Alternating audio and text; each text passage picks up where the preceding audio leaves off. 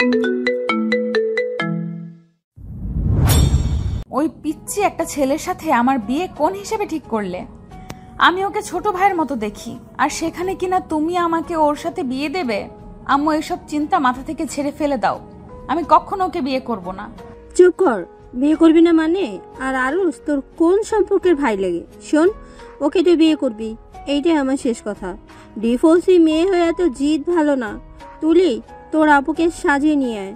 আমি ডিভোর্সি বলে আমার কোনো দাম নাই? আমার কথার কোনো গুরুত্ব নাই নাকি? আমি আর কাউকে বিয়ে করতে চাই না। আম্মু, তুমি শুনছো? আমি কাউকে বিয়ে করতে চাই না। আর ও তো ওই পিচ্চি একটা ছেলেকে তো কখনোই না। তোকে তো বিয়ে করতেই হবে। আমরা কতদিন বাঁচবো? তোকে সারা জীবন দেখে রাখার জন্য হইলেও একটা মানুষের দরকার আছে। আর আরও ছোট একটা ছেলে, ওকে যেভাবে গড়িয়ে তোলা যাবে সেভাবেই গড়ে উঠবে। আমি কোনো কথা শুনতে চাই না। আমি তোর আম্মু, কোনটাতে তোর ভালো হবে ওইটা আমার থেকে তুই বেশি বুঝবি না। তিয়া রেগে গিয়ে আরও কিছু বলবে তার আগেই তিয়ার আম্মু চলে গেল। তুলি আর সব কাজিনরা মিলে তিয়াকে জোর করে সাজিয়ে দিতে লাগলো। আর এইদিকে আরুষর আম্মুকে বলতে লাগলো, আম্মু, আমি ম্যামকে বিয়ে করব না। উনি আমার কলেজের ম্যাম, সবাই জানলে আমাদের নিয়ে হাসাহাসি করবে। প্লিজ আম্মু, এই বিয়েটা ভেঙে দাও। আমি ওনাকে সবসময় বড় আপু বলে ডাকছি, সেখানে হুট করে এভাবে তাকে বউ বানানো, এইটা আমি পারবো না। আম্মু প্লিজ, আন্টিকে বুঝিয়ে বলো না। আরুষ, আমি জানি তিয়া তোর অনেক সিনিয়র, কিন্তু তুই কি চাস না তোর বোন সুখে থাকো?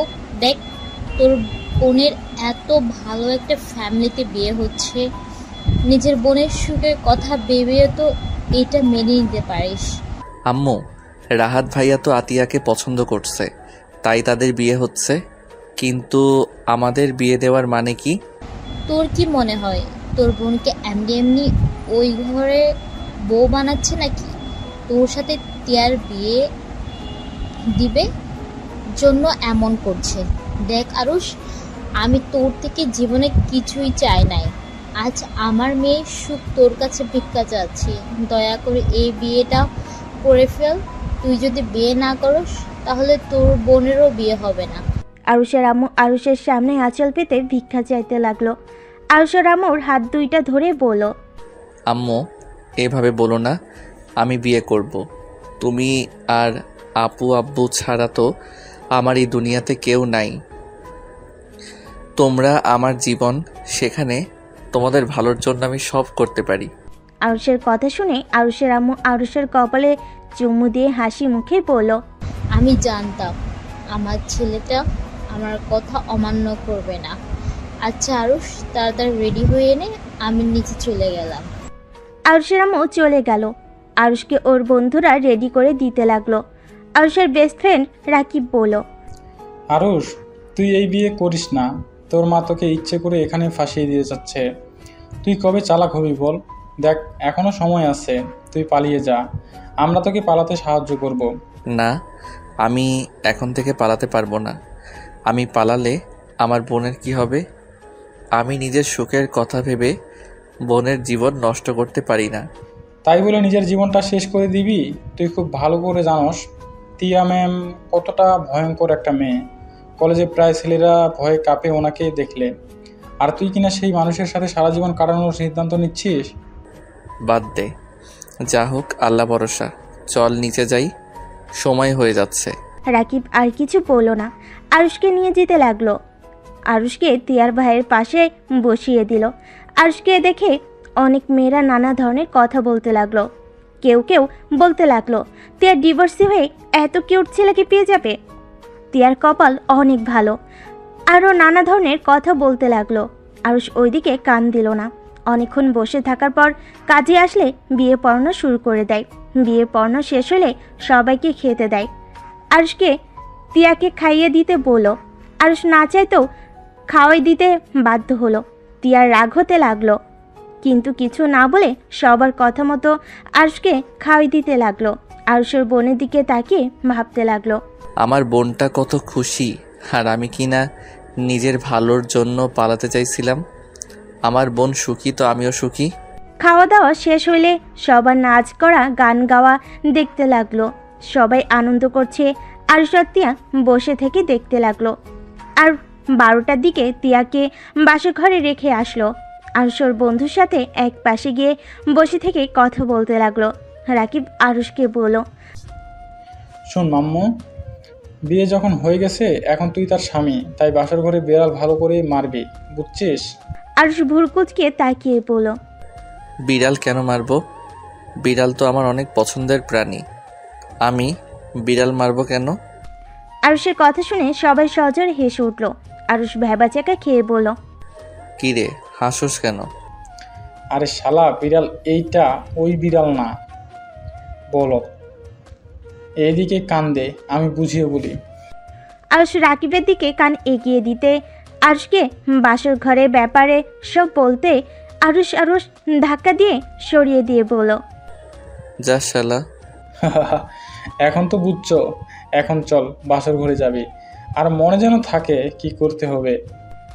আরুষের বন্ধুরা সবাই আরুষকে নিয়ে বাসর ঘরের সামনে গেল। দেখতে পাই আরুষের শালিকারা দাঁড়িয়ে আছে। রাকিব সবাইকে বলল, আরে আপনাদের 10,000 টাকা দেওয়া হবে, সব আমার কাছে, চলেন ভাগ করে দেই। 15,000 টাকা লাগবে, 10,000 টাকা হবে না। আরে সমস্যা নাই, আমার সাথে আসেন। আরুষ ভুরকুচকে তাকিয়ে কানে কানে বলল, এত টাকা আমার কাছে নাই, কি করছিস? তোর শ্বশুর আমার কাছে টাকা দিয়েছে, আর 10,000 টাকা দিব, আর 10,000 আমরা পার্টি করব। টাকাটা নিয়েছস কেন? এটা দিয়ে তুই চুপচাপ থাক, তুই ভিতরে যা, আমি ওদের নিয়ে যাই। রাকিব আরুষকে ঘরের ভিতর ঢুকিয়ে দিয়ে আরুষ পড়ে যেতে যেতে বেঁচে যায়। আরুষ নিজেকে সামলিয়ে নিল। আরুষ সামনের দিকে তাকিয়ে দেখে তিয়া পা ঝুলেই বসে আছে। আরুষ কি বলবে বুঝতে না পেরে বলল, আসসালামু আলাইকুম ম্যাম। ওয়ালাইকুম আসসালাম। আরও শোনো, আমার তোমার সাথে কথা আছে। জি বলেন। আমি অন্তঃসত্ত্বা। আরুষ যেন থমকে গেল। আরুষ হাসি মুখে বলল, অভিনন্দন। ধন্যবাদ। আমি মা হতে যাচ্ছি, তার মানে বুঝতে পারছো, আমাকে তুমি টাচ করতে পারবে না। আমার কাছে আসার চেষ্টা করলে তোমার খবর আছে। আপনি তো আমার স্ত্রী, তাহলে আমি কেন আপনাকে টাচ করতে পারবো না? তুমি কি বাচ্চা বোঝো না? বাচ্চা পেটে থাকলে ফিজিক্সের সম্পর্ক করতে হয় না। বুঝলাম, বাট আপনার হাত তো ধরতে পারবো না কি? ওটাও করতে পারবে না। মোট কথা, আমার কাছে আসবে না। কেন? হাত ধরলে কি সমস্যা? জানি না, আমার কাছে আসবে না, এটাই শেষ কথা। আর হ্যাঁ, আমি যে তোমার স্ত্রী এইটা যেন কলেজে বা আমার ফ্রেন্ড গ্রুপের কেউ না জানে। ওকে। গুড। যাও এখন শুয়ে পড়ো, বাট খাটে না, নিচে শুয়ে পড়ো। আলমারির পাশে পাটি আছে, আর আলমারির ভেতর কাঁথার চাদর আছে, আর এখান থেকে বালিশ নাও। ঠিক আছে। আরুষ কোনো কথা না বলে নিজের বিছানা করে নিল আর শেরানি খুলে ফেলল। তিয়া আরুষের দিকে তাকিয়ে বলল, আচ্ছা, তুমি আমাকে বিয়ে কেন করলে? আমি যতটা জানি তুমি তোমার বোন আমাদের সম্পর্ক দেখে বিয়ে করলে, তাই না? তোমার নামে তো আব্বু একটা বাসাও দিয়ে দিবে 1 বছর হয়ে গেলে। আপনার যেটা মনে হয় ওইটা ভাবেন। ও, আমি এখন বাহিরে যাব কিভাবে? আমার পোশাক তো সব অন্য রুমে আছে। ওদিন শপিং ব্যাগ দেখছো? ওইগুলো তোমার, তুলে দিয়ে গেছে। আর শপিং ব্যাগগুলো চেক করে দেখো, ওর জন্য টি শার্ট পাঞ্জাবি রাখা আছে। আর টি শার্ট আর একটা প্যান্ট নিয়ে ওয়াশরুমে চলে গেল। ওয়াশরুম থেকে পোশাক পরিবর্তন করে বের হলে তিয়া বলল, শোনো, ওইগুলো আলমারিতে রেখে দাও এক সাইডে। আমার ওগুলো এলোমেলো করলে খবর আছে। আরুষ কিছু না বলে সুন্দর করে এক সাইডে বিছানা করে নিল। তারপর লাইট অফ করতে যাবে। তিয়া বলল, লাইট অফ করো না। চিন্তা করবেন না, আপনার ঘুমের সুযোগ নিতে যাব না। চুপ করে ঘুমাও। আজকের দিনটা রাগ দেখাতে চাচ্ছি না। আর হ্যাঁ, ঘরের ভেতরে কি হয় না হয় এটা যেন বাহিরে না যায়, তাহলে কিন্তু মেরে জঙ্গলে ফেলে দিয়ে আসবো। ভয় পাই নাই। তাই নাকি? আমি উঠবো নাকি? না না ম্যাম, আমি তো মজা করছি। Good night ma'am. আরুষ চোখ বন্ধ করে ঘুমিয়ে গেল। তিয়া আরুষের ঘুমন্ত চেহারার দিকে তাকিয়ে ভাবতে লাগলো, এইটুকু একটা ছেলের সাথে আমার বিয়ে কিভাবে দিতে পারলো? আম্মু আব্বু মাথা কি নষ্ট হয়ে গেছে নাকি? আর ওর আম্মুই বা কেমন, কোন হিসাবে আমার সাথে ওকে বিয়ে দিল? আর ওই বা কেমন যে আমার মতো ডিভোর্সি মেয়েকে বিয়ে করলো? এটা নিশ্চয়ই টাকার খেলা। টাকার লোভ এত যে ডিভোর্সি মেয়েকে বিয়ে করতে বাধ্য না। যত সব ফালতু ফ্যামিলি। মেজাজটাই এত গরম হচ্ছে না। তিয়া আরুষের থেকে চোখ সরিয়ে নিয়ে ঘুরে শুয়ে পড়ল। সকালে ঘুম ভাঙতেই আরুষ দেখে তিয়া বিছানায় নাই। দরজার দিকে তাকিয়ে দেখে দরজা ভিতর থেকে লক করা। আরুষ বুঝতে পারলো তিয়া ওয়াশরুমে গেছে। আরুষ উঠে চাদরটা ভাঁজ করে আলমারিতে তুলে রাখলো। পাটিটা এক কানিতে ভাঁজ করে রেখে দিল। পিছনের দিকে ঘুরে ওয়াশরুমের দিকে চোখ যেতে আরুষ অবাক হয়ে তিয়ার দিকে তাকিয়ে দেখতে লাগলো। তিয়াকে ভেজা চুলে এতটাই সুন্দর লাগতে পারে আরুষের যেন বিশ্বাসই হচ্ছে না। আরুষকে তিয়ার দিকে তাকিয়ে থাকতে দেখে তিয়া বলল, কি ব্যাপার, এভাবে তাকিয়েছো কেন? তিয়ার কথা শুনে আরুষ তাড়াতাড়ি করে চোখ নামিয়ে নিয়ে বলল, আপনি গোসল করছেন কেন? আমাদের মাঝে তো কিছুই হয় নাই। গোসল না করলে সবাই বুঝে ফেলবে আমার সাথে তোমার কিছু হয় নাই। আমি যে তোমাকে স্বামী হিসেবে মানি নাই এইটা জেনে যাবে, তাই গোসল করছি। তুমিও যাও, গোসল করে নাও। ও আচ্ছা। আরুষ আলমারি থেকে শার্ট প্যান্ট নিয়ে ওয়াশরুমের দিকে যেতে লাগলো। আর মনে মনে ভাবলো, বুদ্ধি কি, কিছু না করে সবার সামনে প্রমাণ করতে হবে করছি। ধুর, ভালোই হয়েছে। ওনাকে স্ত্রী হিসেবে মানতে ইচ্ছে করছে না। যদি অধিকার চাইতো তাহলে কি যে হইতো। যাই, গোসল করে নেই। আরুষ ওয়াশরুমে চলে গেল। গোসল করে পোশাক পরিবর্তন করে প্যান্ট শার্ট ধুতে গিয়ে তিয়ার 3 পিস বালতিতে দেখে আরুষ বুঝতে পারলো না কি করবে। আরুষ ওয়াশরুমের দরজা খুলে দেখে তিয়া ড্রেসিং টেবিলের সামনে বসে চুল শুকাচ্ছে। আরুষ তিয়াকে কিছুক্ষণ দেখে পড়ল। ম্যাম, আপনার 3 পিস কি ধুয়ে দিব? তিয়া আরুষের দিকে ভুরু কুচকে তাকিয়ে বলল, না, তোমার শার্ট প্যান্ট রেখে দাও, রহমান ধুয়ে দিবে, তোমাকে কষ্ট করতে হবে না। দরকার নাই, আমি করে দিচ্ছি। আমি বলছি না রেখে দিতে, তোমাকে এসব করতে হবে না। আমার বউয়েরটা একটা ছেলে মানুষ ধুয়ে দিবে। এইটা কেমন দেখায়? যদি রুনা আন্টি করতো তাহলে এক ব্যাপার ছিল। আরুষের কথা শুনে তিয়া কিছু অবাক হয়ে বলল, কি বলে? তোমার বউ দেখো আরুষ, তুমি আমাকে বউ বলবে না। আমি তোমাকে। তিয়া আর কিছু বলতে যাবে তখনই দরজা নক করার শব্দ হলো। জোরে জোরে দরজা নক করাতে তিয়া বিরক্ত হয়ে দরজা খুলতে চলে গেল। আরুষের কিছুটা খারাপ লাগলো, কিন্তু কিছু না বলে ওয়াশরুমে গিয়ে 3 পিস শার্ট প্যান্ট ধুতে লাগলো। তুলি দরজা থেকে বলল, কি ব্যাপার, ওয়াশরুম থেকে এত শব্দ হচ্ছে কেন? ধুলাভাই কি করে? জানি না। তা এত জোরে নক করছিলি কেন? কি হয়েছে? তোমাদের নিচে যেতে বললো। তুলি কথাগুলো বলে আরুষকে খুঁজতে লাগলো। আরুষ ওয়াশরুম থেকে বের হয়ে বেলকনির দিকে যাবে তখনই তুলি বলল, স্যার আপনার হাতে এগুলো কেন?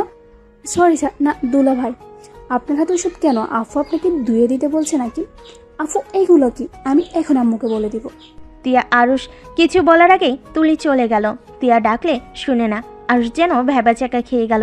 তিয়া রেগে রুমের ভিতর এসে বলল, তোকে বললাম না যে ওইগুলো ধুতে হবে না? তুই রেখে দে, রহমান এসেছে ধুয়ে দিবে। তুই কি আমাকে বকা খাওয়ানোর জন্য ইচ্ছে করে এরকম করলি নাকি? তিয়ার কথা শুনে আরুষ ভয় পেয়ে গেল। আরুষ ঢোক গিলতেই তিয়া রেগে আরুষের দিকে আসতে নিলে আরুষ তাড়াতাড়ি করে বেলকনিতে গিয়ে দরজা লাগিয়ে দিল। তিয়ার আরও রাগ উঠে গেল।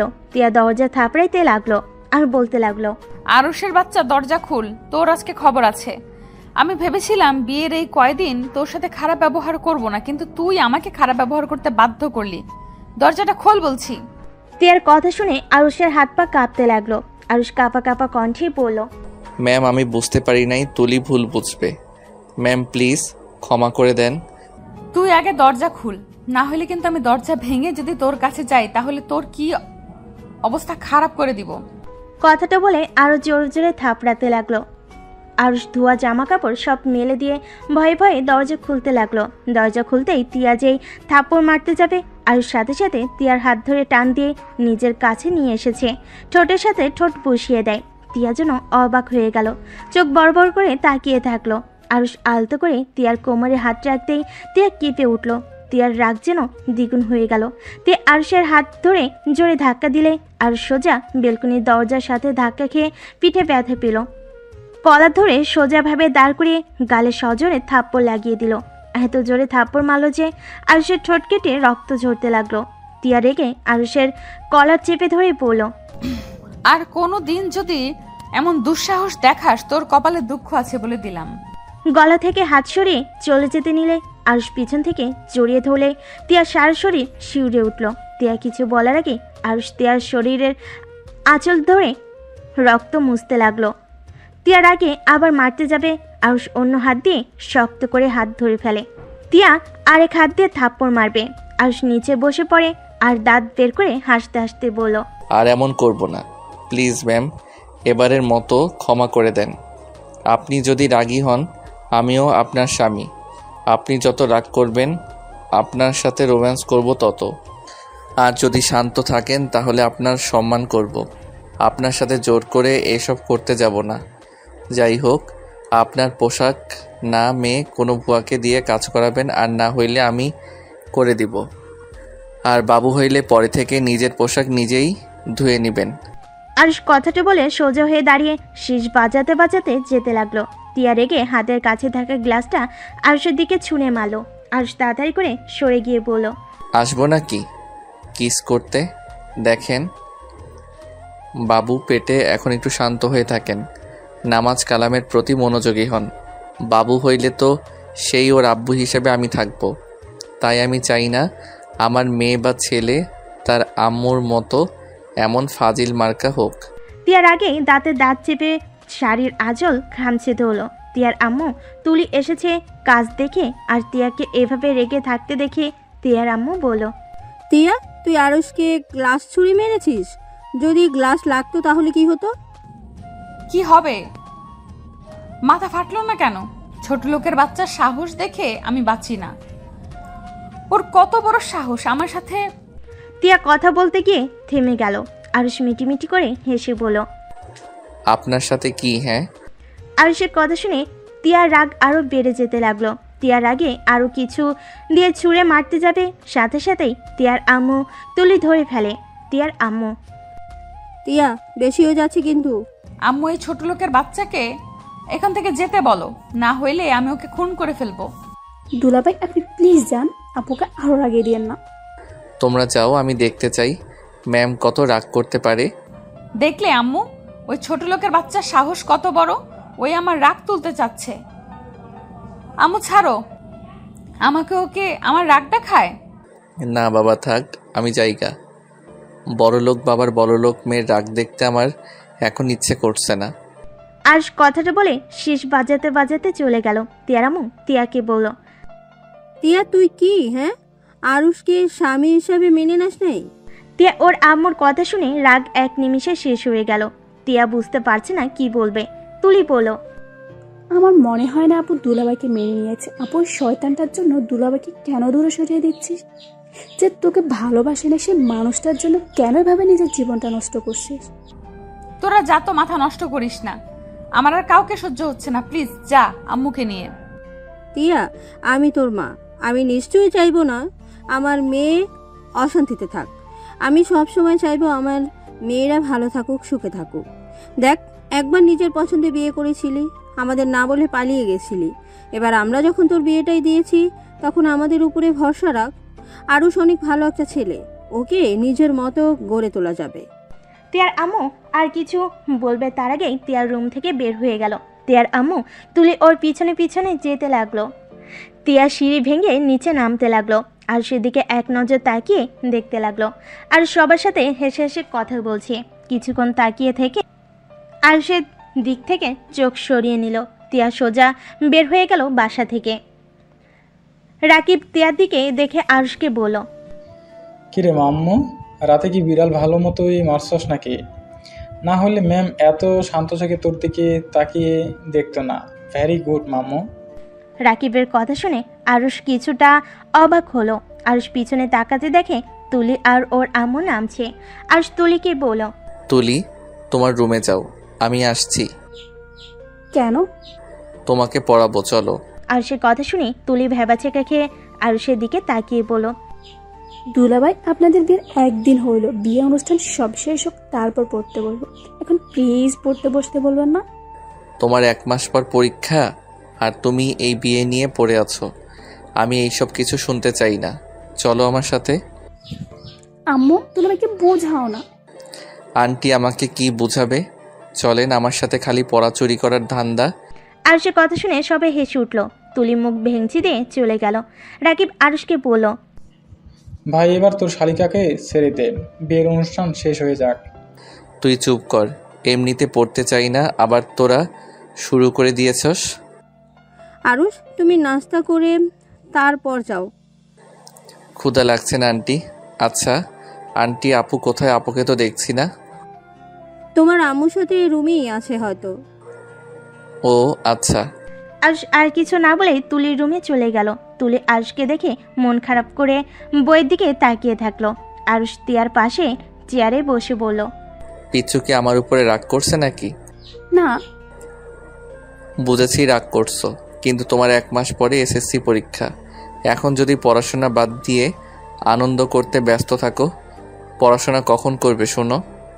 1 ঘন্টা পড়া শেষ হইলে আমি তোমাকে আজকে সন্ধ্যায় পড়াবো না, প্রমিস। আরুষের কথা শুনে তুলির মুখে হাসি ফুটে উঠল। তুলি আরুষকে বলল, ধন্যবাদ দুলাভাই। ওয়েলকাম। শোনো, আমাকে বাসার বাহিরে দুলাভাই বলবে না। আরুষের কথা শুনে তুলি ভুরুকুচকে তাকিয়ে বলল, কেন? শুনো, তোমার আপু কলেজের একজন শিক্ষিকা। তার স্বামী যদি ইন্টার ফার্স্ট ইয়ারে পড়ে, এটা কেউ জানতে পারলে হাসাহাসি করবে। আর সবাই তো জানে আমি তোমাকে প্রাইভেট পড়াই। সেখানে যদি জানতে পারে এখন তোমার বোনের সাথে বিয়ে হয়েছে, তাহলে সবাই কত কিছু বলবে। আচ্ছা বাহিরে বলবো না, বাহিরে আরুষ ভাই বলে ডাকবো। আচ্ছা দুলাভাই, আপু আপনাকে মেনে নাই তাই না? এই পড়তে বসো পিচ্ছি, বড়দের বিষয়ে যেতে হয় না। তারপরও তুমি পাকনামি করো। আরুষের কথা শুনে তুলি আর কিছু না বলে পড়তে লাগলো। 1 ঘন্টা পড়া শেষ হলে তুলি খুশিতে বলল, দুলাভাই এখন আমি চলে গেলাম। এই অঙ্কটা করে তারপর যাও। আপনি না বলেন 1 ঘন্টা পড়তে? হ্যাঁ, কিন্তু এই অঙ্কটা করে তারপর যাও। আরুষের কথা শুনে তুলি তাড়াতাড়ি করে অঙ্ক করতে লাগলো। অঙ্ক করা শেষ করে দৌড়ে পালিয়ে গেল। আরুষ অঙ্কটাই দেখে। বাটন ফোনটা মেসেজ চেক করতে করতে রুম থেকে বের হতেই তিয়ার সাথে ধাক্কা খেলো। তিয়া পড়ে যেতে লাগবে, সাথে সাথেই আরুষ পিছন থেকে তিয়ার ব্লাউজ ধরে ফেলো। কিছুটা ছিঁড়ে দেওয়ার শব্দ হলো। আরুষ তাড়াতাড়ি করে তিয়াকে সোজা করে দাঁড় করিয়ে দিতেই তিয়া আরুষের গালে থাপ্পড় মারতে যাবে। আরুষ হাত ধরে বলল, আমি ইচ্ছে করে এমন করি নাই। আপনি পড়ে যাইতেন আর পেটে বাবু আছে, পড়ে গেলে সমস্যা হইতো, তাই আমি ভেবে না পেয়ে যেইটা হাতের কাছে পাইছি ওইটাই ধরছি। কানার মতো করে হাঁটোস, চোখে দেখোস না? আর আমার হাত ছাড়ে না হইলে এমন জায়গায় লাথি দিব না।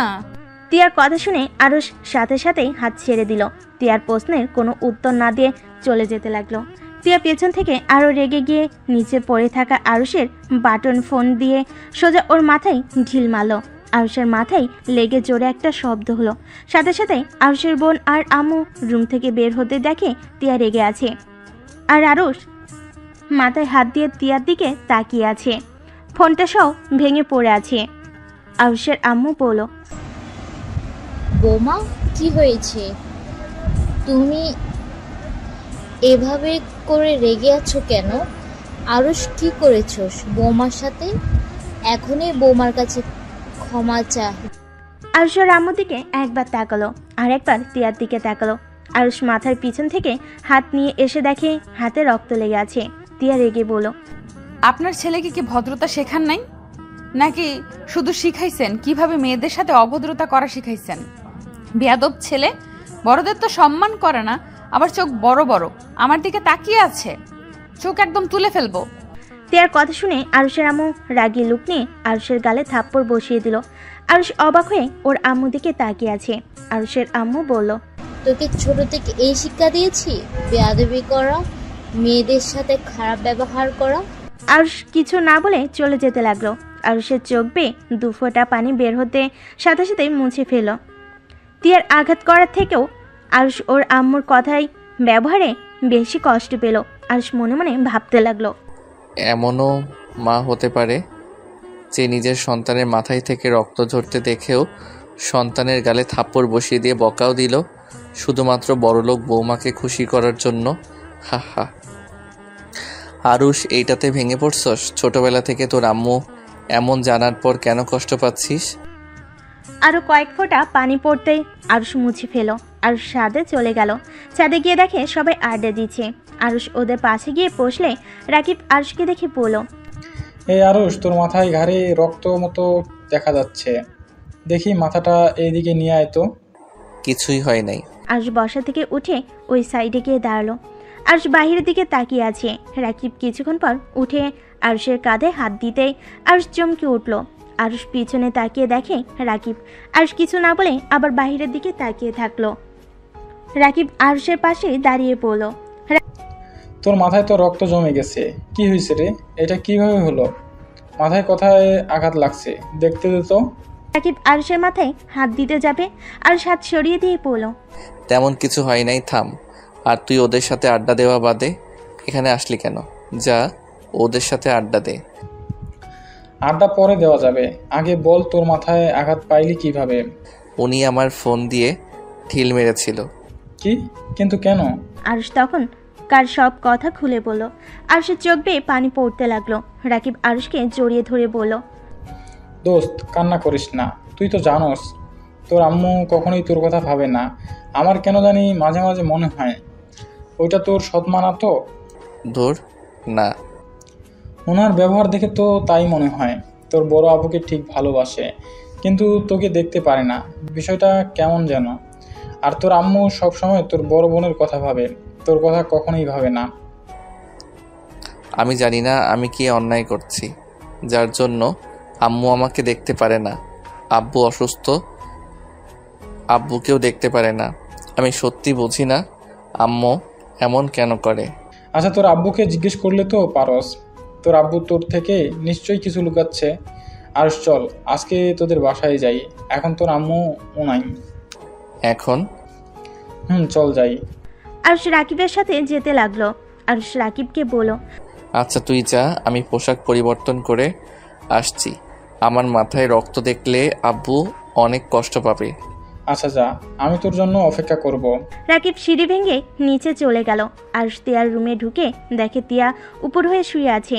আরুষ তিয়ার কাছে গিয়ে বলল, বাচ্চা পেটে আছে, আর সেইখানে আপনি উপর হয়ে শুয়ে আছেন।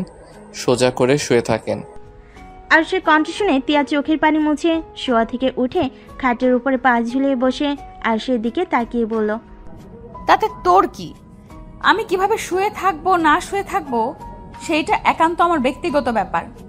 হ্যাঁ জানি, কিন্তু আপনার পেটে তো ছোট একটা বাবু আছে। আপনি এভাবে শুয়ে থাকলে পেটে তো চাপ লাগবে। তোকে ভাবতে হবে না। আরুষ কথা না বাড়িয়ে আলমারি থেকে পোশাক বের করে ওয়াশরুমের দিকে যেতে লাগলো। তিয়ার চোখ আরুষের ঘাড়ের দিকে গেল। আরুষের ঘাড়ে রক্ত লেগে আছে। আরুষকে কিছু বলতে কেউ বলল না। আরুষ ওয়াশরুমে গিয়ে ফ্রেশ হয়ে রক্ত ধুয়ে পোশাক পরিবর্তন করে বের হলো। আরুষ রুম থেকে বের হয়ে গেল। তিয়া কিছুক্ষণ ওর দিকে তাকিয়ে চোখ বন্ধ করে নিল। আরুষ নিচে নামতে ওর আম্মু বলল, আরুষ কই যাস? আরুষ কিছুটা থতমত খেয়ে গেল। আরুষ পিছনে তাকিয়ে বলল, রাকিবের সাথে একটু বাহিরে যাব। ও আচ্ছা। আর শুন, বৌমার সাথে বেশি বাড়াবাড়ি করবে না। ওই যদি রেগে যায় না, সোজা বাড়ি থেকে বের করে দিব। ভালোই ভালোই এখানে থাকতে দিচ্ছে, এইটাই তোর ভাগ্য। বেশি বুঝিস না, বৌমা যা বলে তাই শুনিস। আচ্ছা। আরুষ কথাটা বলে নিচে নেমে চলে গেল। রাকিবের সাথে বের হয়ে গেল বাইক নিয়ে। রাকিব বাইক চালাচ্ছে, আরুষ পিছনে বসে আছে। রাকিব আরুষকে বলল, আরুষ, বলো। আমার কি মনে হয় জানোস, তোদের বাচ্চা হইলে হয়তো ম্যাম তোকেও তখন ভালোবাসতে শুরু করবে। আরুষ রাকিবের কথা শুনে হাসতে লাগলো। রাকিব অবাক হয়ে বলল, কিরে শালা, আমি কি তোকে মজা করে কিছু বলেছি যে এইভাবে হাসছিস? শোনো, ম্যাম অলরেডি মা হতে চলছে। ওনার ডিভোর্স হয়েছে 9 মাস ধরে, আর বাচ্চা সহ আমাকে বিয়ে করলো। তোর আম্মুর সব কিছু জেনেও তোকে কিছুই বলে নাই। তোর আম্মুর সব কিছু জেনেও তোকে কিছুই বলে নাই। তোর আম্মু কেমন মানুষ রে? টাকার লোভ এত যে নিজের সন্তানকে এমন একটা মেয়ের সাথে বিয়ে দিল। একে তো ডিভোর্সে, আবার পেটে বাচ্চাও আছে। আচ্ছা তুই কি জানোস ম্যামের ডিভোর্স কেন হয়েছে? না, ওইটা জানার ইচ্ছেও আমার নাই। যাই হোক, বাদ দে। এখন উনি আমার স্ত্রী হয়, সেখানে ওনার সন্তান মানে আমার সন্তান। ভাই, তুই এত সহজভাবে সব কিছু কীভাবে মেনে নেস? আমি হলে তো কখন পালিয়ে যাইতাম। এই ধরনের মহিলার সাথে থাকার চেয়ে বিষ খেয়ে মরে যাওয়া ভালো। হা হা, শোন, মানুষের বিয়ে একবার হয়, সেখানে উনি আমার স্ত্রী। ওনাকে বোঝা উচিত আমার, ওনার ভালো খারাপ দিক দেখা উচিত, ওনার পাশে থাকা উচিত। এখন উনি আমার সাথে কেমন ব্যবহার করবে ওইটা ওনার ব্যক্তিগত ব্যাপার। আমি স্বামী হয়ে আমার কর্তব্য পালন করব। ভাই, তুই একটা জিনিস আগে জানলে আমার বোনের সাথে তোকে বিয়ে দিয়ে ঘর জামাই রেখে দিতাম। লাথি মারবো, ওইটা আমারও বোন হয়। ফালতু কথা বলবি না। ভুল হয়েছে, ক্ষমা করে দেন। রাকিবের কথা বলার ধরন দেখে হাসতে লাগলো।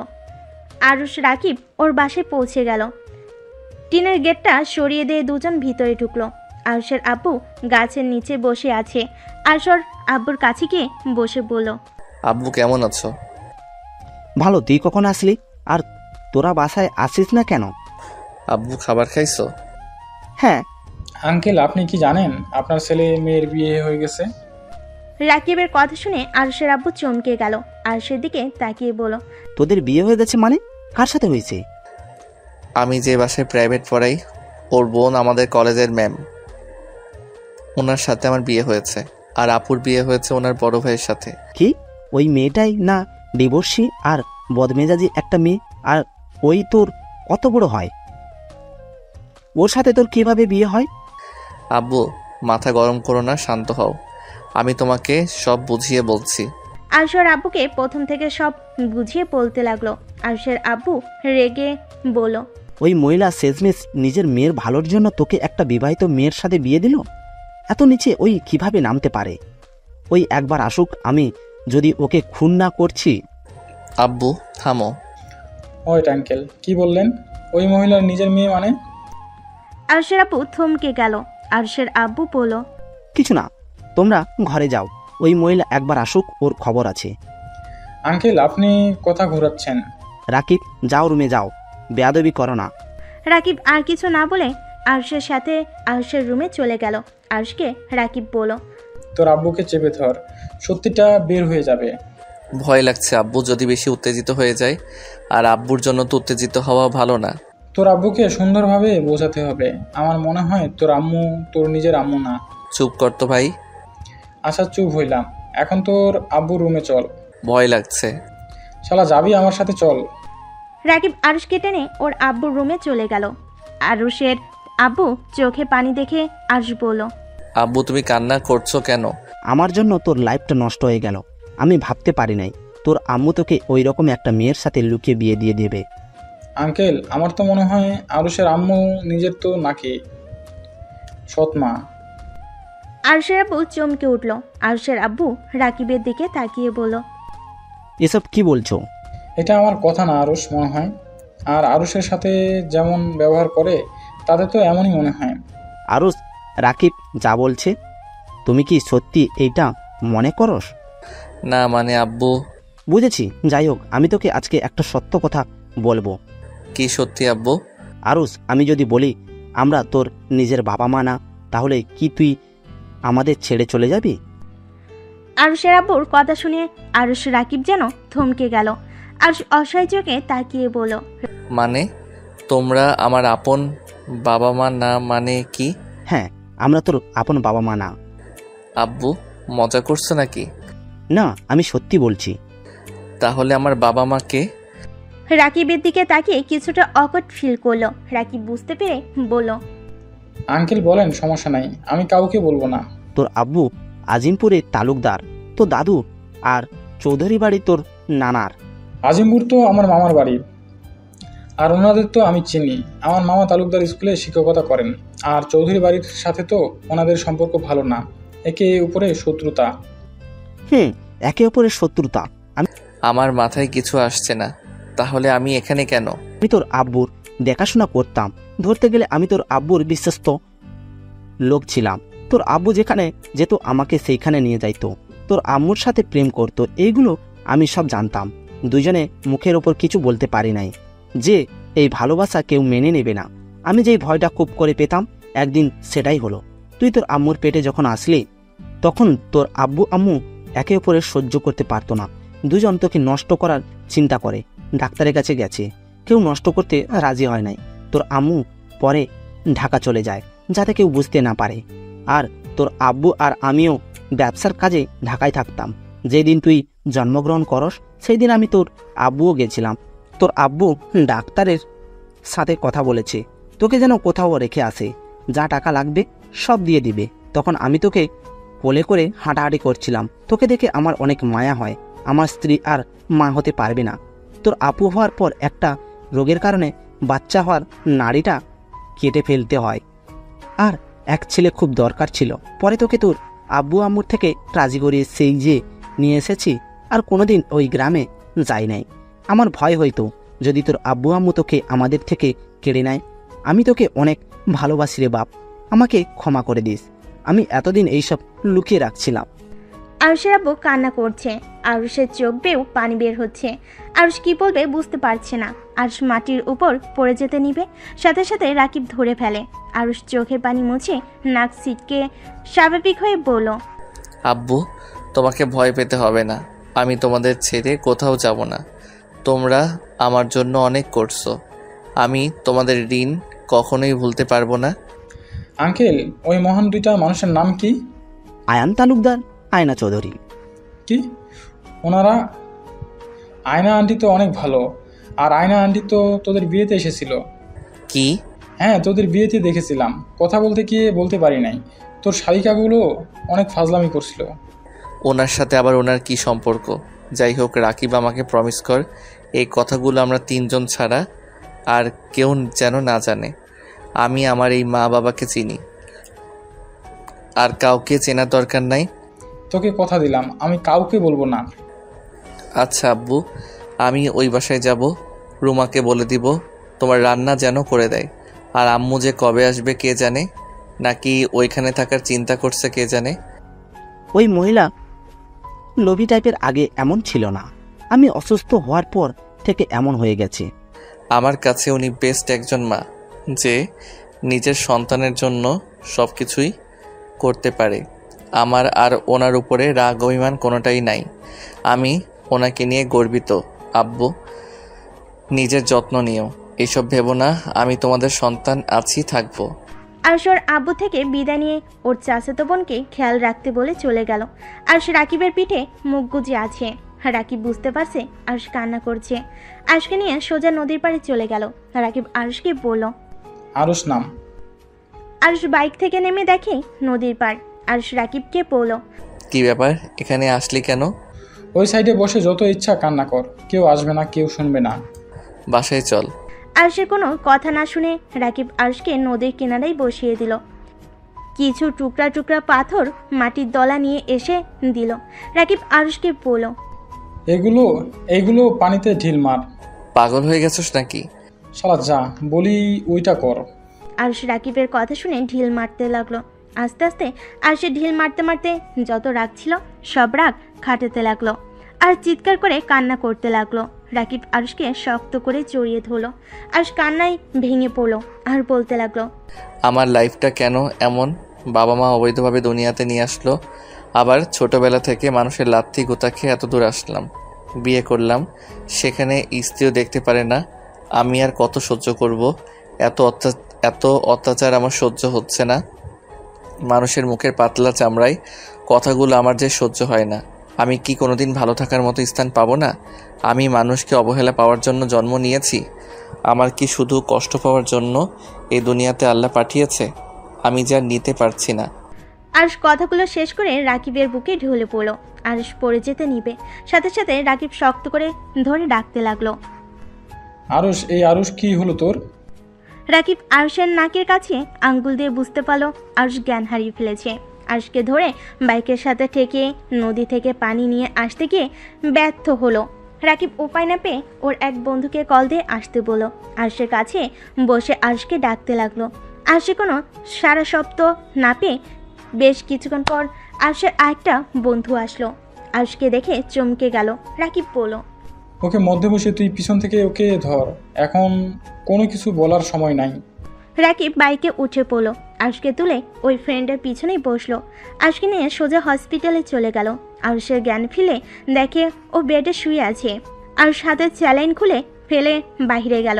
রাকিব আরুষকে দেখে বলল, কিরে ইঞ্জেকশন খুলি কেন? যা শুয়ে থাক। বাসায় যাব। আর আমি এখানে কিভাবে আসলাম? তুই জ্ঞান হারিয়ে ফেলছিলি, তুই বেড শুয়ে থাক, খাবার নিয়ে আসছি। না, ক্ষুধা লাগছে না, চলো বাসায় যাই। আরুষ রাকিবের সাথে জোরাজুরি করতে লাগলো। রাকিব আর উপায় না পেয়ে হসপিটালে বিল দিয়ে আরুষকে নিয়ে বাসার উদ্দেশ্যে রওনা দিল। বাইক থেকে নেমে আরুষ পড়ে যেতে নিবে, সাথে সাথেই আরুষ ওর আরেকটা ফ্রেন্ড ধরে ফেলল। রাকিব বলল, আরুষ তুই এখানে দাঁড়া, আমি বাইক সাইডে রেখে তোকে ভেতরে নিয়ে যাই। থাক, লাগবে না, আমি একা যেতে পারবো। তুই বাইক থামিয়ে আয়। আরুষ ওর আরেকটা বন্ধুর সাথে হেঁটে চলে গেল। রাকিব বাইক থামিয়ে আরুষের পিছন পিছন যেতে লাগলো। ভিতরে ঢুকতেই তুলি আরুষকে বলল, দুলাভাই আপনারা কোথায় চলে গেছিলেন? আরুষ তুলির কণ্ঠ পেয়ে তুলির দিকে তাকিয়ে মিষ্টি করে হাসি দিয়ে বলল, আব্বুর সাথে দেখা করতে গেছিলাম। তোমাকে না বললাম তোমার আবুকে নিয়ে আসতে? বেআইন তো বারবার কথা এড়িয়ে গেল। আরুষ কিছু বলার আগে ওর আম্মু বলে উঠল, উনি তো অসুস্থ, তাই এখানে নিয়ে আসবো না। উনি এত মানুষের মাঝে থাকতে পছন্দ করে না। তাই বলে ছেলে মেয়ের বিয়ে তো আসলো না। আরুষ কিছু বলার আগেই ফুলের পড়ে যেতে নিবে, সাথে সাথে রাকিব ধরে ফেল। সবাই আরুষের কাছে আসলে রাকিব আরুষকে কোলে তুলে নিল। আরুষের ওই বন্ধুটা বলে, আরুষ বারবার জ্ঞান হারিয়ে ফেলেছে কেন, কি হয়েছে? আরুষের বন্ধুর কথা শুনে তিয়ার আম্মু বলল, বারবার জ্ঞান হারিয়ে ফেলছে মানে? আন্টি, ওর শরীরটা দুর্বল, সারাদিন খায় নাই, তার কারণে এমন হচ্ছে। আমি ওকে রুমে রেখে আসছি। আরুষকে কোলে নিয়ে রাকিব হাঁটতে লাগলো। সিঁড়ি ভেঙে উপরে যাওয়ার সময় আরুষের বন্ধুরা ধরে তুলতে লাগলো। আরুষকে ধরে রুমের সামনে গিয়ে দরজার নক করলে তিয়া দরজা খুলে দেখে আরুষ চোখ বন্ধ করে রাকিবের কাঁধে মাথা দিয়ে দাঁড়িয়ে আছে। তিয়াকে কিছু বলার সুযোগ না দিয়ে রাকিব আরুষকে খাটে শুয়ে দিল। তুলি খাবার নিয়ে আসলে রাকিবের হাতে নিয়ে আরুষকে খাইয়ে দিতে লাগলো। আরুষ কয়েক লোকমা মুখে দিয়ে রাকিবকে বলল, আর খাবো? চুপ কর, পুরাটা খেয়ে নে। ওর কি হয়েছে রে তুলি? দুলাভাই নাকি জ্ঞান হারিয়ে ফেলছিল, হসপিটালে ছিল। ওই ভাইয়া বলল, সেখান থেকে দুলাভাই জোর করে বাসায় আসে। আমাদের সাথে কথা বলতে বলতে আবার মাথা করে পড়ে যেতে নেই। ও আচ্ছা। তিয়া আর কিছু বলল না। আর সেদিকে কিছুক্ষণ তাকিয়ে থেকে বাহিরে গিয়ে ডাক্তারকে কল দিল। রাকিব আরুষকে জোর করে খাওয়াই দিল। আরুষকে শুয়ে দিয়ে সবাইকে বলল, সবাই চলো, ওকে রেস্ট করতে দাও। রাকিবের সাথে সবাই চলে গেল। তিয়া রুমের ভিতরে ঢুকে দেখে আরুষ একদম খাটের সাথে যেন মিশে গেছে। তিয়া আরুষের মাথার পাশে বসে মাথায় হাত বুলিয়ে দিতে লাগলো। আরুষ রাকিবকে ভেবে বলল, রাকিব, তুই যা, আমার জন্য অনেক করছস, এবার ফ্রেশ হয়ে তুই রেস্ট নে। আরুষ কথাটা বলে বাম দিকে ঘুরে শুয়ে পড়ল। তিয়া হাত সরিয়ে নিয়ে কিছুটা দূরে গিয়ে দাঁড়ালো। বেশ কিছুক্ষণ পর বাসায় ডাক্তার দেখে সবাই অবাক হয়ে গেল। ডাক্তার এসে বলল, তিয়া ম্যামের রুমটা কোন দিকে। তুলি তিয়ার রুমে নিয়ে গেল। রুমে ঢুকতেই তিয়া বলল, ডাক্তার দেখুন তো, বারবার জ্ঞান হারিয়ে ফেলছেন কেন? ডাক্তার আরুষের হাত ধরতেই আরুষ চোখ খুলে ডাক্তারকে দেখেই বলল, আরে কে আপনি? উনি ডাক্তার, চুপচাপ শুয়ে থাকুন। আরুষকে কিছুক্ষণ দেখে বলল, টেনশনের ফলে এমন, আর শরীরে ভিটামিনের অভাব আছে। পুষ্টিকর খাবার আর ভিটামিন ওষুধ নিয়ে এসে খাওয়ালে ঠিক হয়ে যাবে। আর বেশি টেনশন না করেন যেন। ডাক্তার কথাগুলো বলে তিয়াকে ভিটামিনের ওষুধের নাম লিখে দিয়ে চলে গেল। আর কি কি খাওয়া লাগবে সব লিস্ট করে দিল। তিয়া ডাক্তারকে এগিয়ে দিয়ে রহিমকে লিস্ট দিয়ে সব নিয়ে আসতে পাঠিয়ে দিল। তিয়ার রুমে এসেছে দেখে আরুষ উপর হয়ে শুয়ে আছে। আরুষকে বলল, ঠিক মতো নিজের যত্ন নিতে পারো না নাকি?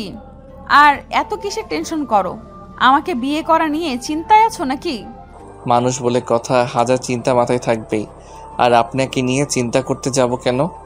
অসুস্থ, তাও আবার তেজ অনেক। যাও ঘুমাও। তিয়া আরুষের ডান পাশে বসে কাজ করতে লাগলো ল্যাপটপে। আর আরুষের দিকে কিছুক্ষণ তাকিয়ে দেখতে লাগলো। আরুষের চোখ বেয়ে টপ টপ করে পানি পড়ছে। তিয়া আরুষের চোখে পানি দেখে বলল, কান্না করছো কেন? দুঃখিত, আমি তোমার সাথে বেশি খারাপ ব্যবহার করে ফেলেছি। আমার মাথা গরম থাকলে আমি কি করি আমি নিজেও জানি না। আমার সাথে বেশি ঝামেলা করবে না, তাহলে তো আমি তোমার সাথে এমন ব্যবহার করতাম না। আমি আপনার কথাতে কষ্ট পাই নাই, আমার কপালটাই খারাপ। সেখানে কারো থেকে ভালো ব্যবহার আশা করা বোকামি। আরুষ কথাটা বলে ওয়াশরুমে চলে গেল। আরুষ ওয়াশরুম থেকে আসতেই দেখতে পাই রাকিব বসে আছে। রাকিব আরুষকে দেখে বলল, আরুষ রেডি হও, বাসায় যাব। কার বাসায়? আমার বাসায়। তোমার বাসায় কেন যাবে? আমি চাই না আমার বন্ধু এখানে থাক, আর এখানে থেকে তিলে তিলে মারা যাক। কি যাতা বলো? তিলে তিলে মারা যাবে মানে? ঠিক বলছি। রাকিব, আমাকে নিয়ে ভাবতে হবে না, আমি ভালোই থাকবো, তুই যা। আর শোন, কলেজে যাস। আমার সাথে চলতো না, আমাকে এখানে বিক্রি করে দিয়েছে, সেইখানে আমি এখন থেকে যেতে পারবো না। তুমি যাও, আর আমাকে নিয়ে চিন্তা করিস না। রাকিব আরুষকে জোর করলে আরুষ গেল না। রাকিব রেগে চলে গেল। আরুষ দরজা লাগিয়ে দিয়ে নিচে বিছানা করে শুয়ে পড়ল।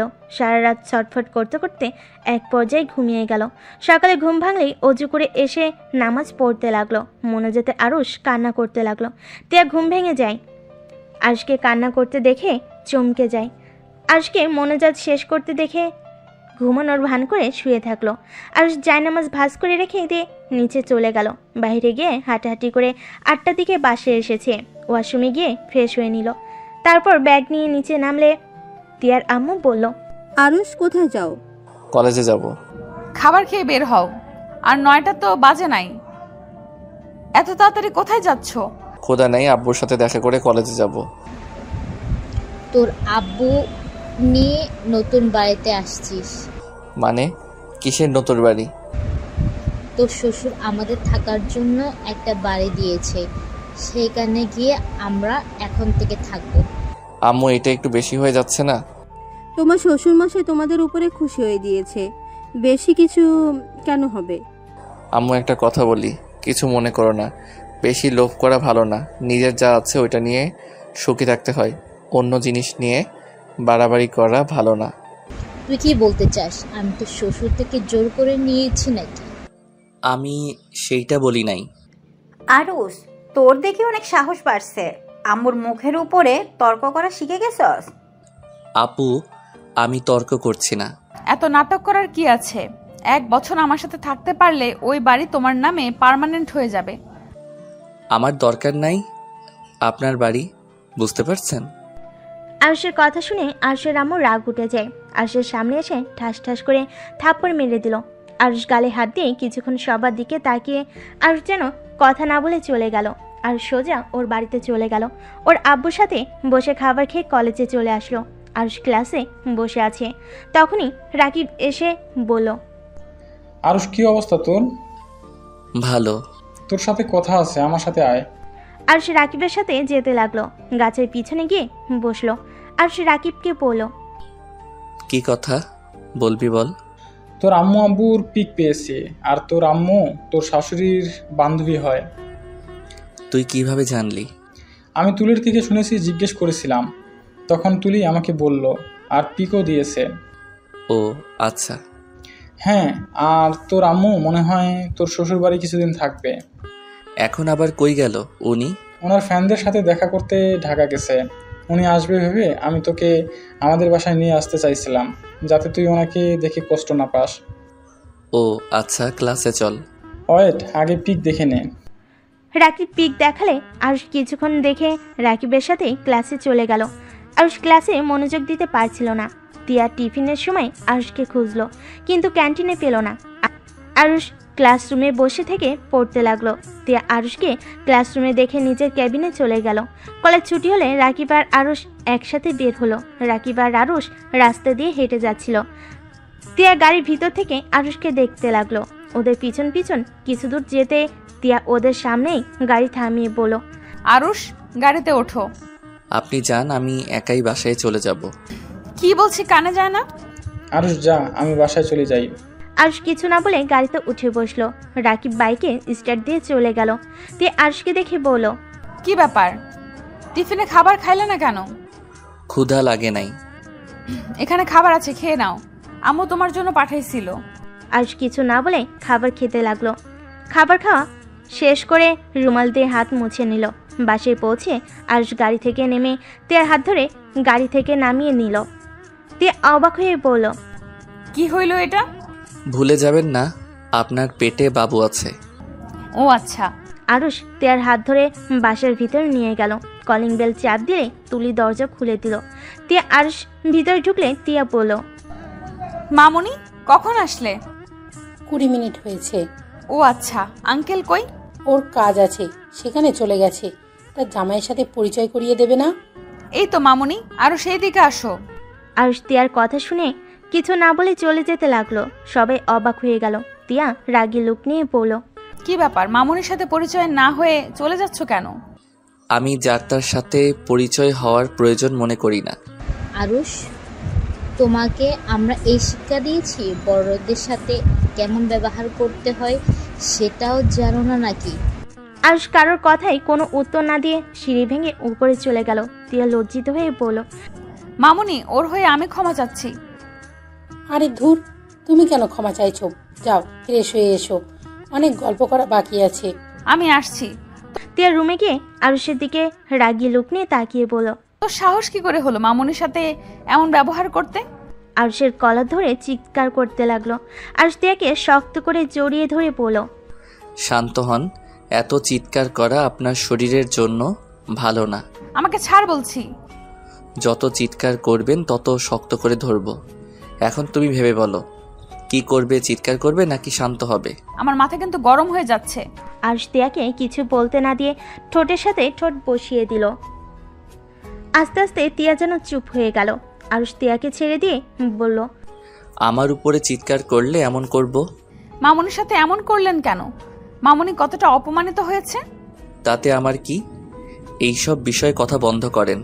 দেখো, উনি আমার আম্মুর ক্লোজ বান্ধবী, ওনাকে আমরা অনেক ভালোবাসি। ওনার সাথে তুমি এমন ব্যবহার করতে পারো না। উনি আমার। আরুষ কথা পুরো শেষ করার আগেই চুপ হয়ে গেল। তিয়া আরুষের দিকে তাকিয়ে বলল, তোমার কি? কিছু না, যান ফ্রেশ হয়ে নেন। তোমার মাথায় যে কি আছে আল্লাহ মাবুদ জানে। আরুষ কোনো কথা না বলে রুম থেকে বের হয়ে গেল। সিঁড়ি ভেঙে নিচে দেখে আয়না চৌধুরী, তিয়ার আম্মু, আরুষের আম্মু বসে গল্প করছে। আরুষকে দেখে আরুষের আম্মু বলল, আরুষ, কোথাও যাচ্ছিস নাকি? আব্বু কাছে যাব। যেতে হবে না, তোর আব্বুকে নিয়ে আসতে গেছে তোর আপু আর দুলাভাই। আরুষ কথাটা শুনে চমকে গেল। তোতলাতে তোতলাতে বলল, কি আব্বু আসবে মানে? আরুষ কথাটা বলতেই কলিং বেল বেজে উঠল। আরুষ বুকের ভিতরে ঢুক করে উঠল। তুলি দরজা খুলতে যাবে, আরুষ তখনই বলল, তুলি দাঁড়াও, আমি দরজা খুলে দিচ্ছি। আরুষ ভয়ে ভয়ে দরজার দিকে এগিয়ে যেতে লাগলো। আরুষ দরজা খুলে দিতেই আরুষ দীর্ঘ নিঃশ্বাস ছেড়ে বলল, আসসালামু আলাইকুম। ওয়ালাইকুম সালাম। আর জামাইবাবু যে কেমন আছো? আলহামদুলিল্লাহ ভালো। ভিতরে আছেন? আরুষ দরজাটা লাগিয়ে দিয়ে আয়ন তালুকদারের ভিতরে নিয়ে আসলো। আয়না চৌধুরী বলল, আয়ান, তুমি এখানে? কাজ শেষ তোমার? চলো রেডি হব, গ্রামে যাব। আঙ্কেল, এটা কেমন কথা? মামুনি না আমাদের বাসায় থাকবে? তাহলে এখনই কেন নিয়ে যেতে চাচ্ছেন? দেখেন, আপনাদের কাউকে আমি যেতে দিব? মামনি, তোমার দাদু ভাই অনেক অসুস্থ, তাই গ্রামের বাড়িতে যেতে হবে। অন্য এক সময় এসে থাকবো। দাদু ভাই এখনো সুস্থ হন নাই? না, বয়স বেড়েছে, আস্তে আস্তে আরো অসুস্থ হয়ে যাচ্ছে। আপনাদের শত্রুতা ঠিক হয়ে গেছে? আরুষের কথা শুনে আয়ান তালুকদার আরুষের দিকে ঘুরে তাকালো। আরুষ কথা ঘুরিয়ে বলল, না মানে আপনাদের ব্যাপারে আমি অনেক শুনেছি। তালুকদার ফ্যামিলি আর চৌধুরী ফ্যামিলির সাথে অনেক দিনের শত্রুতা, তাই আর কি। হ্যাঁ, 1 মাস হলো ঠিক হয়েছে। আচ্ছা তিয়া মামনি, আর কি যেন নাম তোমার? আমার কোনো দাম নাই। আরুষের কথা শুনে সবাই ভুরুকুচকে আরুষের দিকে তাকালো। তিয়া কিছু বলতে যাবে, তখনই আরুষের আব্বু আপু তিয়ার ভাইয়া ভিতরে প্রবেশ করে। আয়না চৌধুরী আরুষের আব্বুকে দেখে চমকে গিয়ে বলে ওঠে। আরুষের আব্বু আয়ন তালুকদার আর আয়না চৌধুরীকে দেখে চমকে গেল। আরুষ ওর আব্বুকে বলল, আব্বু চলো আমার সাথে। আব্বু, তুমি যা ভাবছো তেমন কিছুই হয় নাই। আমাকে আর কিছু বোঝাতে হবে না, চলে যা তুই, আমি তোকে ধরে রাখবো না। মজিদ, তুই এখানে? হ্যাঁ, আমি এখানে। নিয়ে যান স্যার। কি নিয়ে যাব? সরি স্যার, আব্বুর মাথাটা গেছে। আব্বু আমার সাথে আসো। আরুষ ওর আব্বুকে টেনে নিয়ে আসতে লাগলো। আয়ন তালুকদার আরুষকে বলল, মজিদ, আমার সন্তান কোথায়? মারা গেছে। মানে? মানে সহজ, আপনার অবৈধ সন্তান মারা গেছে। স্যার, আপনি জানেন না আপনার সন্তানকে? আমি কিভাবে জানবো? তুই তো আমার সন্তানকে নিয়ে চলে এসেছিস। মজিদ ভাই, আমার সন্তান কোথায়? প্লিজ আমার সন্তানকে ফিরিয়ে দেন। আপনাকে আমি অনেক খুঁজেছি, আমরা আপনাকে কোথাও খুঁজে পাইনি। প্লিজ মজিদ ভাই, আমার সন্তানকে ফিরিয়ে দেন। আপনার সন্তানকে আমি ফিরিয়ে দেব, কিন্তু তার জন্য আমাকে টাকা দিতে হবে। যত টাকা লাগে আমরা আপনাকে দিব। আমার সন্তানকে প্লিজ ফিরিয়ে দেন। টাকা দিতে হবে না, ওই যে এই ছেলেটাই আপনাদের সন্তান। আরুষের আব্বুর কথা শুনে সবাই অবাক হয়ে আরুষের দিকে তাকালো। আয়ান তালুকদার আরুষকে জড়িয়ে ধরতে যাবে, আরুষ ধাক্কা দিয়ে সরিয়ে দিয়ে বলল, খবরদার, আমাকে টাচ করবেন না। আরুষ কথাটা বলে জোরে জোরে চিৎকার করতে লাগলো। তিয়া আরুষকে এভাবে চিৎকার করতে দেখে আরুষকে ধাক্কা দিতে দিতে বলল, আরুষ, এই আরুষ, কি হয়েছে? আরুষ তিয়ার কণ্ঠ পেয়ে চোখ খুলে দেখে আরুষ রুমে শুয়ে আছে। আরুষের বুঝতে বাকি রইল না এতক্ষণ ধরে আরুষ স্বপ্ন দেখছিল। আরুষ টি টেবিল থেকে এক গ্লাস পানি ঢেলে ঢকঢক করে খেয়ে ফেলল। তিয়া আরুষকে দেখে বলল, কি হয়েছে? খারাপ স্বপ্ন দেখছো নাকি? হয়তো। কত বাজে? সন্ধ্যা হয়ে গেছে, যাও ফ্রেশ হয়ে নাও। আমি ঘুমাইছি কখন? কলেজ থেকে এসেছে তো ঘুমিয়ে গেলে। এই, তোমার মাথায় কি সমস্যা দেখাচ্ছে নাকি? কেন? তখন মামুনির সাথে বেয়াদবি করলে, আবার এখন বলছো কখন ঘুমাইছো জানো না। আরুষ তিয়ার কোনো কথার উত্তর না দিয়ে ওয়াশরুমে চলে গেল। ফ্রেশ হয়ে নিচে নেমে গেল। নিচে গিয়ে তুলিকে বলল, তুলি, তোমার পড়া নাই নাকি? ভাইয়া আজকে পড়বো না, মামনি এসেছে, মামনির সাথে আড্ডা দেব। ভাইয়া আপনিও আসেন আমাদের সাথে আড্ডা দিতে। আরুষকে ছাড়ো, ওই এখন এক পা উঠবে না। আয়না আসলে ওদের দুই বোনের কোনোদিন খেয়াল রাখে না। তুমি ওদের সাথে আড্ডা দাও, তোমারও ভালো লাগবে। আরুষ, আসো এখানে বসো। তোমার সম্পর্কে তো কিছুই জানতাম না। আরুষ না চাইতো আয়না চৌধুরীর সামনে গিয়ে বসলো। আয়না চৌধুরী গল্প করতে লাগলো। আরুষ আর চোখে মাঝে মাঝে আয়না চৌধুরীকে দেখতে লাগলো। তিয়া এসেছে, ওদের সাথে আড্ডায় যোগ দিল। মাঝে মাঝে ওদের কথা শুনে আরুষের হাসি পেতে লাগলো। আরুষ কথায় কথায় বলে উঠল, তুলি, তুমি তো খুব তাড়াতাড়ি খালামণি হতে যাচ্ছ, তুমি কি খুশি না? আরুষের কথা শুনে সবাই অবাক হয়ে গেল। তিয়া বেশম খেলো। তুলি বলল, খালামণি হতে যাচ্ছি মানে? কেন? তোমার আব্বুর পেটে তো বাচ্চা। কি ব্যাপার, সবাই এমন অবাক হয়ে তাকিয়ে আছেন কেন? ওর পেটে কিভাবে বাচ্চা আছে? তিয়া এইগুলো আরুষ কি বলে? ইয়া মানে আম্মু। তিয়া কথাটা বলে দাঁত চেপে হাসতে লাগলো। তিয়ার আম্মু বুঝতে আর বাকি রইল না আরুষকে মিথ্যা বলেছে। আয়না চৌধুরী অবাক হয়ে বলল, সত্যি তিয়া মা হতে যাচ্ছে? আরে না, এই মেয়েটা এখনো ফাজলামিই যায় না। আরুষকে মিথ্যা বলছে। কি? আমাকে মিথ্যা বলার মানে কি? আমার মজা লাগছে তাই মিথ্যা বলছি। ও, বুঝতে পারছি। কি বুঝলে? অনেক কিছুই। আচ্ছা, আপনারা কথা বলেন, আমি রুমে যাচ্ছি, আমার পড়া আছে। আরুষ রুমে চলে গেল। বিছানায় পা ঝুলিয়ে ভাবতে লাগলো। আমি টাচ করব জন্য পেটে সন্তান আছে মিথ্যা কথা বলল। স্বামীকে যদি এত ভালোবেসে থাকে তাহলে ডিভোর্স কেন দিল? অদ্ভুত একটা মহিলা। আরুষ কথাগুলো ভাবছিল, হঠাৎ করে তিয়ার রুমে আসলো। আরুষ বলে উঠল, আচ্ছা, আপনি আপনার স্বামীকে যদি এত ভালোবেসে থাকেন তাহলে তাকে ডিভোর্স দিলেন কেন? আমি কাউকে ভালোবাসি না। তাহলে মিথ্যা অভিনয় করলেন কেন? আমার ইচ্ছে হয়েছে তাই। আমি কি আপনার অতীত সম্পর্ক জানার কোনো অধিকার নাই? জেনে কি করবে? আমার জানার দরকার। আমার মনে হয় না তোমার জানার দরকার আছে। অবশ্যই দরকার আছে। স্বামীকে এত ভালোবাসেন, আবার তাকে ডিভোর্স দিলেন, আবার আমাকে কাছেও আসতে দিতে চান না, কেউ প্রপোজ করলে মারতে যান। আরুষ তিয়াকে জোরাজোরি করতে লাগলো। তিয়া রেগে গিয়ে চিৎকার করে বলল, আমি ছেলেদের ঘৃণা করি, তাই আমি কোনো ছেলেকে সহ্য করতে পারি না। আর কোনো কথা আছে? ঘৃণা করেন মানে? কেন ছেলেদের ঘৃণা করেন? ছেলেরা আপনার কি ক্ষতি করেছে? এই ছেলে একটা লুজার, বাটপার, বেইমান, যে এক নারীতে আসক্ত থাকতে পারে না। ওদের জন্য যদি জীবন দিয়ে দেয় তারপর কি বলবে আমাকে ভালোবাসো না? ছেলেরা এমন কি বলেছে আপনাকে? প্রমাণ দিতে পারবেন?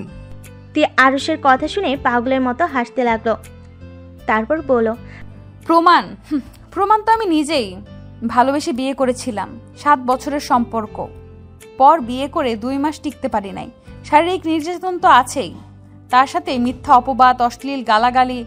সেখানে আবার ভালোবাসা। আমার সামনে অন্য নারীকে নিয়ে এসেছে, রাত কাটাতো। শ্বশুর শাশুড়ি দেখেও না দেখার ভান করে থাকতো, কারণ প্রেম করে নিজের ইচ্ছেই বিয়ে করেছি।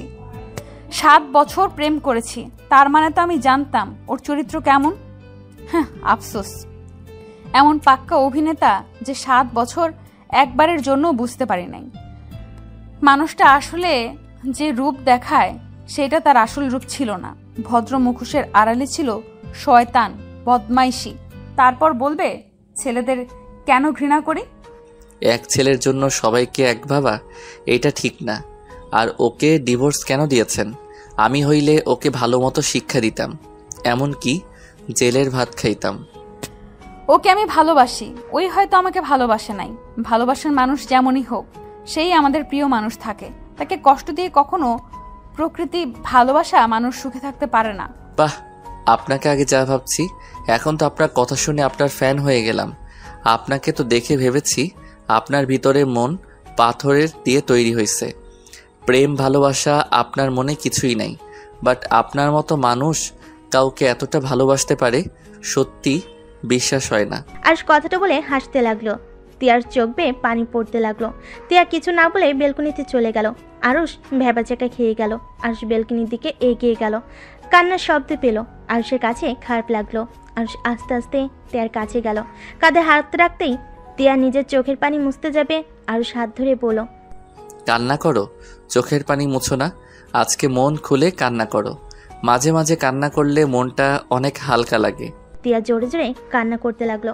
কান্না করতে করতে হিসকি উঠে গেল। আরুষ রুমে গিয়ে 1 গ্লাস পানি নিয়ে এসেছে। তিয়াকে বলল, এই নাও পানি, খেয়ে আবারও কান্না করো। আর তুমি চাইলে খাবারও নিয়ে আসতে পারি। একটু করে রেস্ট নিবে, খাবার খেয়ে আবার কান্না শুরু করবে, ওকে? আরুষের কথা শুনে তিয়া ফিক করে হেসে দিল। আরুষের কান ধরে বলল, শয়তান, আমার ইমোশনাল দেখে মজা নেওয়া হচ্ছে তাই না? আহ, কান ছাড়ো। আমি তোমার স্বামী হই, আমার কান ধরা তোমার উচিত না। এই ওয়েট, আমাকে তুমি কেন বলছো?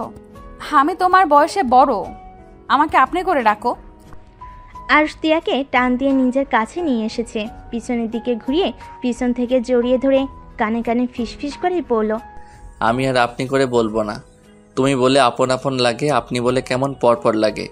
আর তুমি তো আমার প্রিয়তমা, সেখানে অনেক কাছের মানুষ, তাই আপনি না তুমি বলে ডাকবো। তিয়া হালকা করে আরুষের পেটে গুঁতো দিল। আরুষ তিয়াকে ছেড়ে দেয়। তিয়া বলল, আমি কারো প্রিয়তমা না, আর না তুমি আমার আপন কেউ। আমি তোমাকে কখনোই ভালোবাসতে পারবো না। কেন? একবার আমাকে বিশ্বাস করে দেখলে ক্ষতি কি? নাকি আপনার এক্স স্বামীর জন্য পরাণ কান্না করে? আমার কারোর জন্য পরাণ কান্না করে না।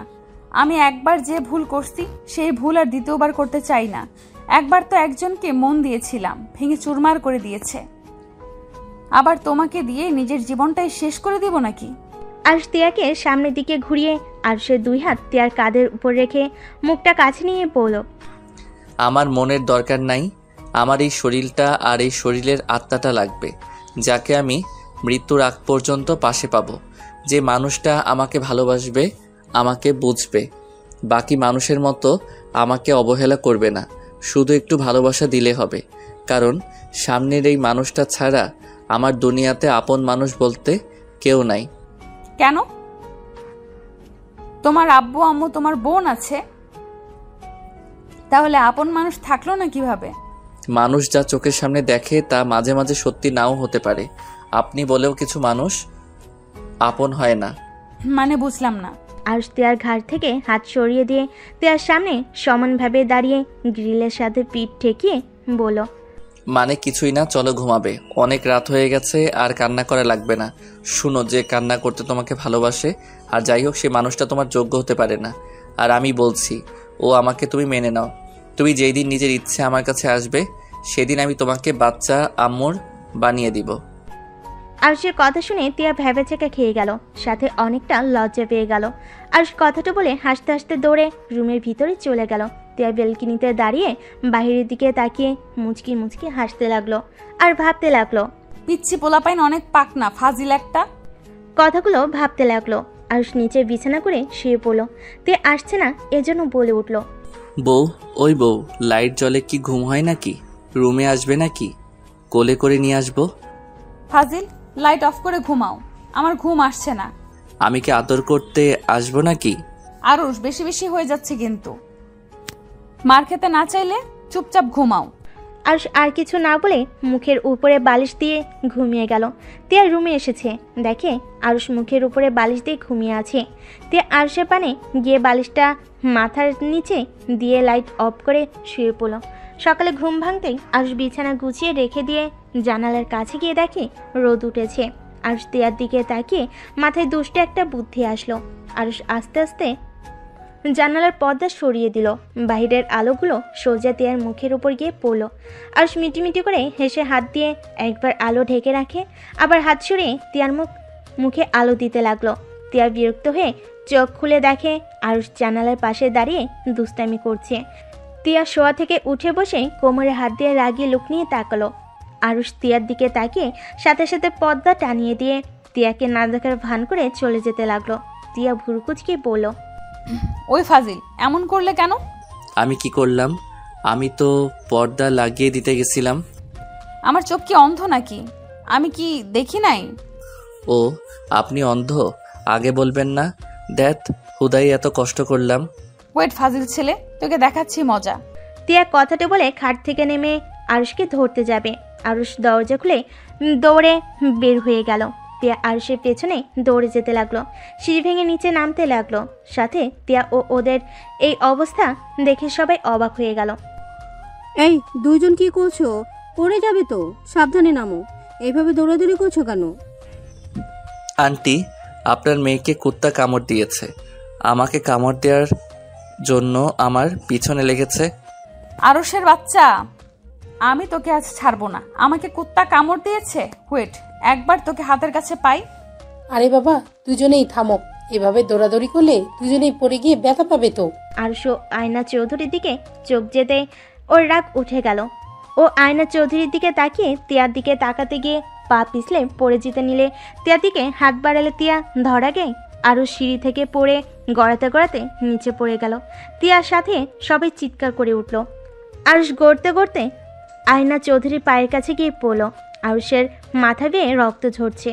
আয়না চৌধুরী আরুষকে ধরে কোলে মাথাটা নিলে আরুষ আয়না চৌধুরীর হাতটা এক সিটকে সরিয়ে দিয়ে বলল, মরে গেলেও আপনার কোলে মরতে চাই না। আমাকে আপনি টাচ করবেন না, আপনাকে আমি ঘৃণা করি। আরুষ কথাটা বলে চোখ বন্ধ করে ফেল। তিয়া দৌড়ে এসেছে আরুষের মাথাটা কোলে নিয়ে ডাকতে লাগলো। আয়না চৌধুরী আরুষের কথা শুনে হতভম্ব হয়ে বসে আছে। তিয়ার আম্মু তুলিকে বলল, তুলি, ড্রাইভারকে ডাক দে, আরুষকে হসপিটালে নিয়ে যেতে হবে। তুলি দৌড়ে বাহিরে গেল। আরুষের আম্মু আরুষের আপু এগিয়ে এসেছে, বলল, এই আরুষ, উঠ, এভাবে নাটক করিস না, উঠ, তেমন কিছু হয় নাই কিন্তু। আরুষের আম্মু কথা শুনে তিয়ার আম্মু তিয়া আয়না চৌধুরী অবাক হয়ে গেল। তিয়ার আগে চিৎকার করে বলল, আরে আপনি মানুষ নাকি অন্য কিছু? সন্তানের এই অবস্থা আর বলেন নাটক করছে? আপনার কি চোখ নাই? ওর মাথা দিয়ে রক্ত ঝরছে আর আপনি বলেন ওই নাটক করছে? তিয়ার কথা শুনে আরুষের আম্মু ভয় পেয়ে গেল। আরুষের আপু তিয়ার আপুকে চুপ থাকতে বলল। তুলি আর ড্রাইভার আসলে ড্রাইভার আরুষকে কোলে তুলে নিয়ে যেতে লাগলো। তিয়া, আয়না, তিয়ার আম্মু গাড়িতে উঠে বসলো। আয়না চৌধুরীর বুকের ভেতরে কেমনটা ব্যথা অনুভব করতে লাগলো। উনি বুকে চেপে ধরে আরুষের দিকে তাকিয়ে থাকলো। তিয়া আরুষের মাথাটা নিজের কাঁধে নিয়ে কান্না করতে করতে বলতে লাগলো, আরুষ চোখ খুলো। এই আরুষ, কি হলো? চোখ খুলছো না কেন? তিয়া শান্ত হ, আরুষের কিছু হবে না। এই আরুষ, কথা বলো না। এই আরুষ, দেখো আমি কিন্তু রেগে যাচ্ছি, আমাকে আরো রাগাবে না। এই আরুষ, চোখ খোলো না, তোমাকে এভাবে দেখতে ভালো লাগছে না। এই আরুষ, চোখ খোলো। তিয়া কান্নায় ভেঙে পড়তে লাগলো। হসপিটালের সামনে পৌঁছে আরুষকে ড্রাইভার কোলে তুলে নিয়ে দৌড়ে হসপিটালের ভিতর নিয়ে গেল। আরুষকে ভর্তি করিয়ে দিয়ে নিচে চলে গেল। তিয়া কেবিনের বাহিরে হাঁটাহাঁটি করতে লাগলো। তুলি আর আরুষের আম্মু আর আপু কিছুক্ষণ পর চলে আসলো। অনেকক্ষণ পর ডাক্তার বের হইলে ডাক্তার বলে, আরুষ মাথায় আর হাতে ব্যথা পেয়েছে, ব্যান্ডেজ করা হয়ে গেছে আর ইঞ্জেকশন দিয়ে ঘুম পাড়িয়ে দেওয়া হয়েছে। ডক্টরের কথা শুনে আয়না চৌধুরী দীর্ঘশ্বাস ফেলল। তিয়া ডাক্তার থেকে অনুমতি নিয়ে কেবিনে ঢুকে আরুষের পাশে বসে আরুষের কপালে হাত বুলিয়ে দিতে লাগলো। আয়না চৌধুরী দরজার ফাঁক দিয়ে আরুষের দিকে তাকিয়ে আছে আর ভাবতে লাগলো, এই ছেলের সাথে আমার কোনো সম্পর্ক আছে? না, তা কি করে হয়? ওকে তো আগে কোনো দিন দেখি নাই, ওর আম্মুকেও দেখি নাই। তাও কেন ওকে এত আপন লাগে? আর ও কেনই বা আমার উপরে এত রাগ? আমাকে যেন সহ্যই করতে পারছে না। আরুষের আম্মুর দিকে তাকিয়ে আয়না চৌধুরী অবাক হয়ে ভাবতে লাগলো, এটা কেমন মা? সন্তানের এই অবস্থা, চোখে এক ফোঁটা পানিও নাই। তিয়ার আম্মু আয়নার দিকে তাকিয়ে বলল, কি রে, কি ভাবিস? কিছু না। আয়না, একটা কথা জিজ্ঞেস করব? বল। আরুষের লাস্টের কথাগুলো আমার মাথায় ঢুকছে না। ওই তোকে এত ঘৃণা করে যে ওই তোর কোলে মরতেও রাজি না, কিন্তু তোর সাথে তো আমার জানা মনে এই প্রথম পরিচয় হয়েছে। তাহলে এভাবে ঘৃণা কেন করে? তোকে কি আগে থেকে ও চেনে? আমি বুঝতে পারছি না আরুষ এমন করছে কেন। আমি তো তিয়ার স্বামী হিসেবে এবার প্রথম দেখলাম। বিয়ের আগে কোনোদিন ওকে আমি দেখিই নাই, বাট ও আমাকে এমনভাবে এড়িয়ে যায় আর ঘৃণা করে। মনে হয় আমি ওর কোনো ক্ষতি করেছি, অথচ আমি ওকে আগে চিনতাম না। আরুষকে বিষয়টা জিজ্ঞেস করিস তো, কেনই তোর সাথে এমন করে? একবার ভাবতে পারছিস কেউ কারো উপরে কতটা ঘৃণা থাকলে কেউ এভাবে কথাগুলো বলতে পারে? হ্যাঁ, আমার আরুষের সাথে কথা বলতে হবে। আয়না চৌধুরী কেবিনের ভিতরে গিয়ে তিয়াকে বলল, তিয়া, তুমি বাসায় যাও, আমি এখানে থাকছি। তোমার তো কলেজে যেতে হবে, অনেক দেরি হয়ে গেছে, যাও। আচ্ছা মামুনি। তিয়া যেতে না চাইলেও যেতে হলো। আরুষের কপালে আলতো করে ঠোঁটে স্পর্শ এঁকে দিয়ে চলে গেল। আয়না চৌধুরী আরুষের পাশে বসে থাকলো। তিয়া বাসে গিয়ে রক্তমাখা জামা কাপড়ের দিকে তাকাতেই তিয়ার পড়ে যাওয়ার কথা মনে পড়তেই বুকটা সহ চিনচিন করে উঠল। তিয়া নিজেকে স্বাভাবিক করে ওয়াশরুমে গিয়ে গোসল করে পোশাক পরে কলেজের উদ্দেশ্যে বের হয়ে গেল। রাকিব তিয়াকে দেখে বলল, আসসালামু আলাইকুম ম্যাম। ম্যাম, আপনার সাথে কথা ছিল। ওয়ালাইকুম আসসালাম। আমি জানি কি বলবে। আরুষ হসপিটালে ভর্তি আছে। কি? আরুষের কি হয়েছে? সিঁড়ি থেকে পড়ে গিয়ে ব্যথা পেয়েছে। আচ্ছা আমি যাচ্ছি, আমার এমনিতেই অনেক লেট হয়ে গেছে। তিয়া রাকিবকে কথা বলার সুযোগ না দিয়ে হসপিটালের নাম বলে চলে গেল। রাকিবের রাগের শরীর জ্বলতে লাগলো। রাকিব মনে মনে ভাবল, কি মহিলা, স্বামী হসপিটালে আর উনি কত স্বাভাবিক। একটু কি মনে মায়া দয়া বলে কিছু নাই? রাকিব কথাগুলো বলে বাইক নিয়ে সোজা হসপিটালের দিকে রওনা দিল। এদিকে আরুষের ঘুম ভাঙলে চোখ খুলে আয়না চৌধুরীকে দেখে চমকে উঠল। রাগী লোক নিয়ে বলল, আমার পাশে আপনি কেন? আমি কোথায়? আরুষ উঠতে চাপে মাথায় ব্যথা পেল। আয়না চৌধুরী ধরতে গেলে আরুষ ছিটকে আয়না চৌধুরীকে সরিয়ে দিয়ে বলল, আপনাকে বললাম না আমাকে ধরবেন না। আপনি কি বুঝেন না আমি আপনাকে পছন্দ করি না? আমাকে কেন পছন্দ করো না? আমি তোমার কি ক্ষতি করেছি? আসলে আরুষ, তুমি আয়নাকে কেন দেখতে পারো না? ওই তোমার কি ক্ষতি করেছে? তুমি ওকে সহ্য করতে কেন পারছো না? আরুষ তিয়ার আম্মুকে দেখে হতভম্ব হয়ে গেল। আরুষ নিজেকে স্বাভাবিক করে বলল, আন্টি, আমি বাসায় যেতে চাই। তুই আসুক তারপর যেও। এখন বলো, তুমি আয়নাকে কেন দেখতে পারো না? আমি জানি না। এইটা কেমন কথা? তুমি জানো না অথচ তাকে ঘৃণা করো? ওকে দেখতেও খারাপ না, আর এমনকি ওর ব্যবহারও খারাপ না। আয়নাকে তো সবাই কত ভালোবাসে। ও অনেক ভালো একটা মেয়ে। আজ পর্যন্ত কেউ বলতে পারবে না তিয়া কারোর সাথে খারাপ ব্যবহার করেছে বা কারো কোনো ক্ষতি করেছে। তাহলে তুমি কেন তাকে ঘৃণা করো? আর সজোরে হাসতে লাগলো। মাথায় ব্যথা পাওয়াতে হাত চেপে ধরে বলল, আন্টি, ওনারা তো মহান মানুষ। ওনারা এত মহান যে আমার লাইফটা একদম হেল করে দিয়েছে। ভদ্র মুখোশের আড়ালে যে কত বড় শয়তান, এই আপনি আমার চোখের সামনে থেকে জানতো।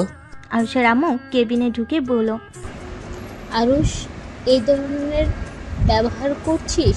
তুই জানোস উনি এত কাছে কখন থেকে বসে আছে, তোর জন্য কান্না করছিল, আর তুই তার সাথে এমন ব্যবহার করছিস?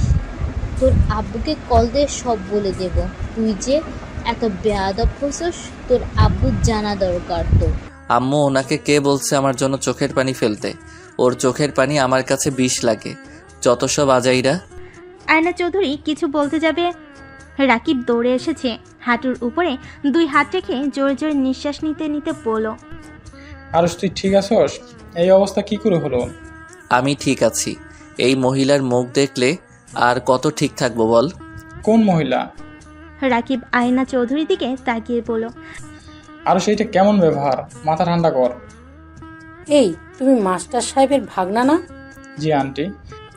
আরুষকে তুমি চেনো? জি, ওই আমার বেস্ট ফ্রেন্ড। তুমি কি কিছু জানো ও আমাকে ঘৃণা কেন করে? না মানে, তার মানে তুমি জানো? হয়তো, বাট আমি কাউকে কিছু বলতে পারবো না। কেন? বলা যাবে না, তাই বলতে পারবো না। রাকিব, তুমি বলো, আমি শুনতে চাই। আমি ওর কি এমন ক্ষতি করেছি যে আমাকে ও ঘৃণা করে? রাকিবকে অনেক জোরজোরি করতে লাগলো। আরুষ রেগে গিয়ে বলল, উফ, ওকে এত জোরাজোরি করছেন কেন? সময় হইলে আমি আপনাকে বলে দিব। আর এখন শুনবেন নাকি? শোনার খুব ইচ্ছা থাকলে আমি এখন বলবো। আন্টি, আম্মু, আপনারা যদি কিছু মনে করেন। আরুষের কথা বুঝতে পেরে তিয়ার আম্মু আরুষের আম্মুকে নিয়ে কেবিন থেকে বের হয়ে গেল। আরুষ মিটিমিটি করে হাসতে হাসতে বলল, শুনতে চান? শোনার আগে জানতে হবে আমি কে। কে তুমি? এইদিকে আছেন, কানটা একটু দিন। আয়না চৌধুরী আরুষের দিকে গেলে আরুষ ফিসফিস করে বলল, আমি আপনার অবৈধ সেই সন্তান যাকে হসপিটালে ফেলে দিয়ে আসার হুকুম দিয়েছিলেন। আমি একটা চাকর সন্তান যার বাবা মা থাকতে তাদের কোনো পরিচয় নাই। আরুষ কথাগুলো বলে হাসতে লাগলো। হাসতে হাসতে আরুষের চোখ বেয়ে পানি বের হতে লাগলো। আয়না চৌধুরী কয়েক পা পিছিয়ে গেল। আরুষের হাসির প্রতিধ্বনি কানে বাজতে লাগলো। আয়না চৌধুরী কানে হাত দিয়ে চিৎকার করে উঠল, তুমি হাসি থামাও, তোমার হাসি আমার সহ্য হচ্ছে না। আহা, আপনার তো আমার হাসি সহ্য হচ্ছে না, আর আমার আপনাকে। চলে যান আমার সামনে থেকে। আয়না চৌধুরী চিৎকার শুনে তিয়ার আম্মু আরুষের আম্মু কেবিনে ঢুকে দেখে আয়না চৌধুরী পড়ে যাচ্ছে। তিয়ার আম্মুকে ধরে বলল, তোমরা এভাবে হাসছো কেন? কি করছো? ওই, কি হলো?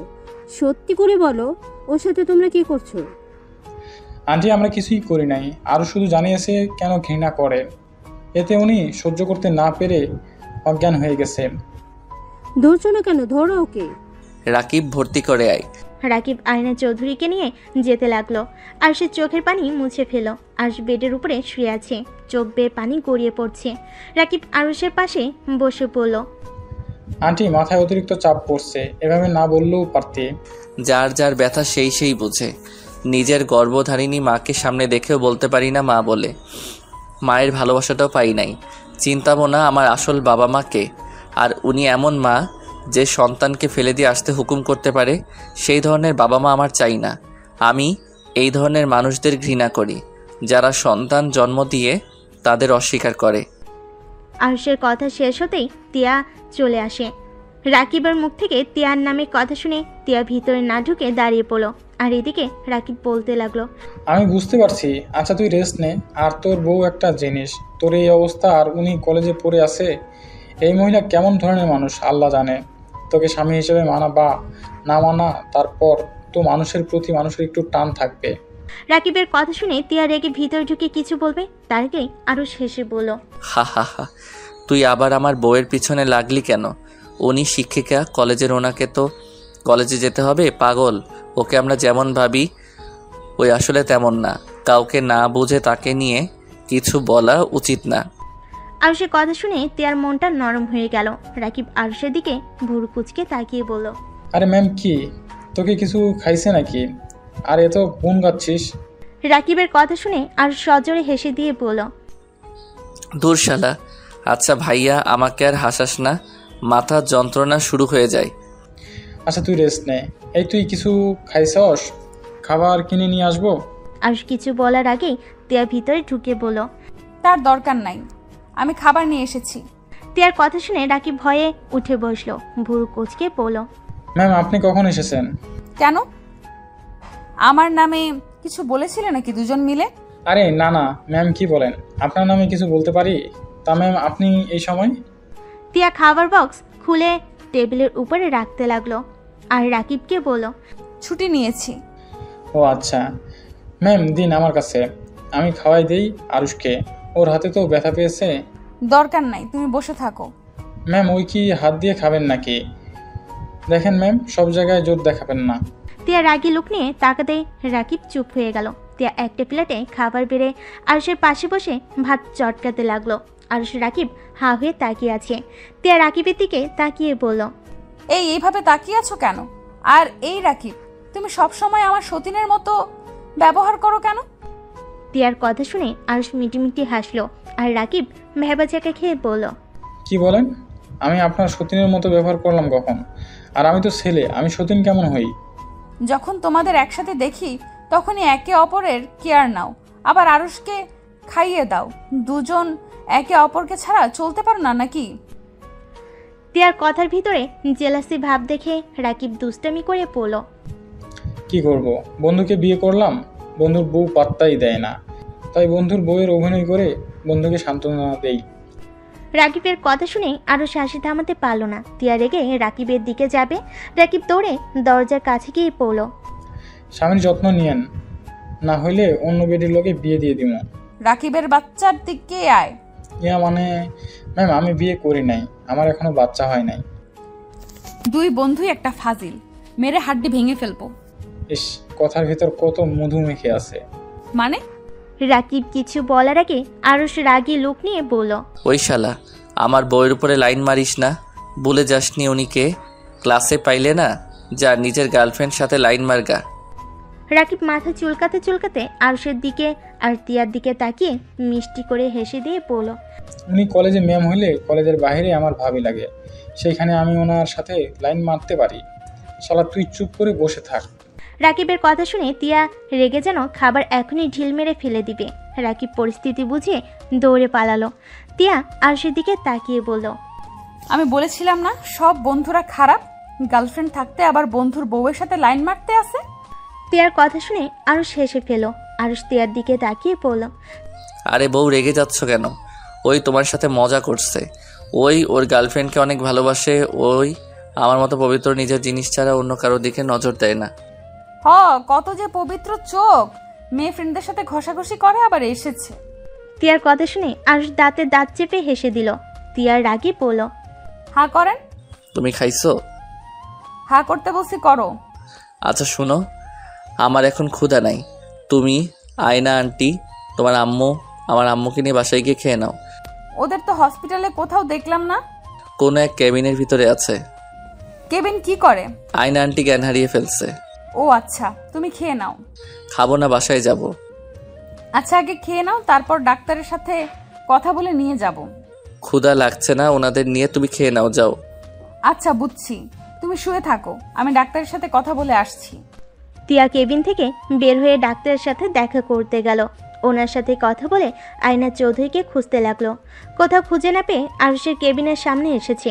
দেখে আয়না চৌধুরী আরুষের হাত ধরে কান্না করছে, আর আরুষ বারবার সরিয়ে দিচ্ছে। তিয়া ভিতরে ঢুকে বলল, আরুষ, তুমি আন্টির সাথে এমন করছো কেন? তোমার আন্টিকে নিয়ে যাও, এমন ন্যাকামি আমার একদম দেখতে ইচ্ছে হচ্ছে না। তিয়া মামনি, আরুষকে বলো না আমাকে ক্ষমা করে দিতে। কিসের ক্ষমা আন্টি? তিয়া ওর আম্মুর দিকে তাকাতেই তিয়ার আম্মু বলল, আমি বুঝতে পারছি না ও কিসের ক্ষমা চায়, আর আরুষ বা ওকে ঘৃণা কেন করতেছে? কিছু তো রহস্য আছে। আহ, ব্যথা পাচ্ছি তো হাতে। আরুষ ব্যথা পাওয়াতে আয়না চৌধুরী আরুষের হাতে চুমু দিয়ে বলল, সরি বাবা, আমি বুঝতে পারি নাই। দেখ ছাড়েন তো, বউ ডাক্তার কি বললো? রিলিজ নিয়ে যেতে পারবো। তাহলে চলো বাসায় যাব। হাসতে পারবে নাকি ড্রাইভারকে ডাকবো? হ্যাঁ পারবো, ডাকতে হবে না। আরুষ বেড থেকে নেমে পা রাখতে যাবে, সাথে সাথে পড়ে যেতে নাই। আয়না চৌধুরী এসে আরুষকে ধরে, তিয়া আরেক পাশে ধরল। আরুষ আয়না চৌধুরীকে বলল, আপনি ছাড়েন। হাঁটতে পারছো না, ব্যথা পাবে। হা হা, শরীরের ব্যথা দেখলেন, মনের ব্যথাগুলো ঠিক করবেন কিভাবে? ওইটাকে নিজে থেকে ঠিক করতে হয়, তাই এই ব্যথা নিজে থেকে সামলাতে পারবো। আরুষ কথাটা বলে তিয়াকে ধরে হেঁটে যেতে লাগলো। আয়না চৌধুরীর চোখ বেয়ে পানি পড়তে লাগলো। তিয়ার আম্মু, আয়না চৌধুরী আর আরুষের আম্মু মিলে ওদের পিছন পিছন যেতে লাগলো। 5 জন হসপিটাল থেকে বের হয়ে গাড়িতে উঠে বাসার দিকে রওনা দিল। আরুষের আম্মু আরুষকে বলল, আরুষ, তোর বেয়াদবি বের করব। তোর আব্বুকে খবর দিয়েছি। তোর আব্বু মনে হয় এ বাসায় চলে এসেছে। এই, আপনি প্লিজ চুপ করবেন? সবসময় খালি ওর ভুলগুলোই দেখেন আর বকার উপরেই থাকেন, ভালো ব্যবহার করতে পারেন না। আপনি নিজেই চুপ থাকেন।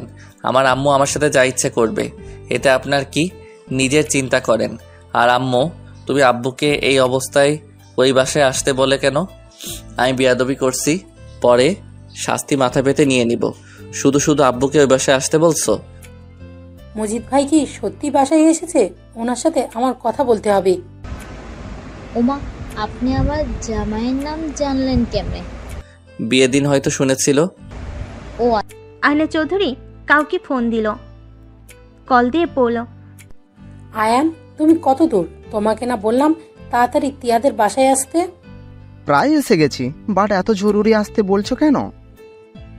আমি তোমার সাথে সংসার করার জন্য ডাকছি না, তোমাকে আসতে বলেছি, আসো। আমার খেয়ে কাজ নেই? আমার বউ বাচ্চা রেখে তোমার সাথে সংসার করতে যেতে হবে? উল্টোপাল্টা কথা বললে কিন্তু আমি মাঝপথ থেকে চলে যাব।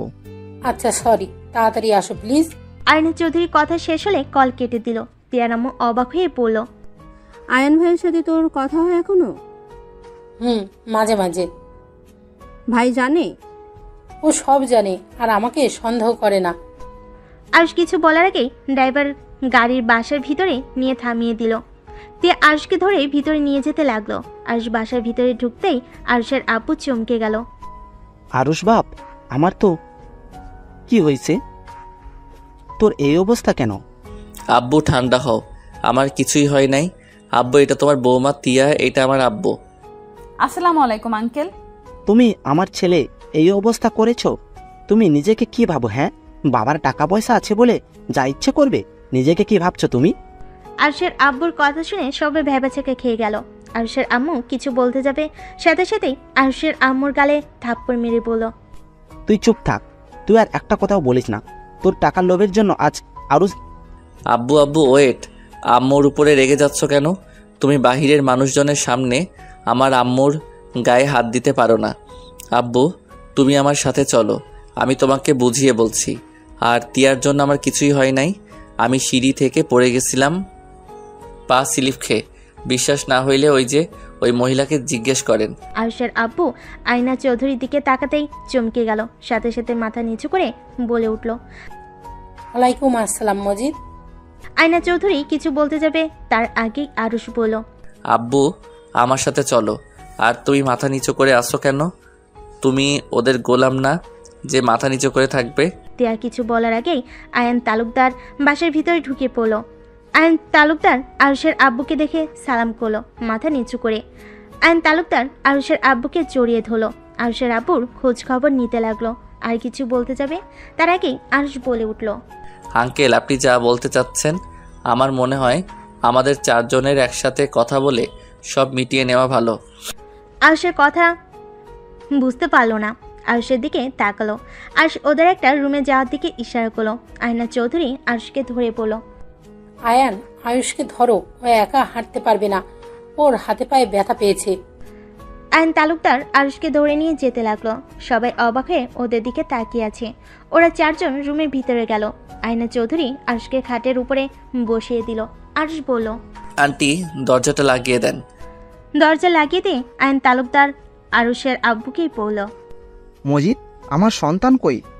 আমরা দুইজন তোকে কত খুঁজি, তোর কোনো ধারণাও?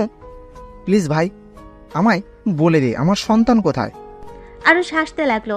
ওর আব্বুর কলার ধরে আরুষ রেগে গিয়ে বলে উঠল, আয়ান, মজিদকে ছাড়ো, আমাদের সন্তান তোমার পেছনে, ওইটাই আমাদের সন্তান। আয়ন তালুকদার আরুষের দিকে তাকাতে আরুষের কাছে এগিয়ে যাবে, তার আগে আরুষ বলল, না না, একদম না, আমার কাছে আসার চেষ্টা করেন না। কেন? আমি আপনাদের বাবা মা হিসেবে মানি না।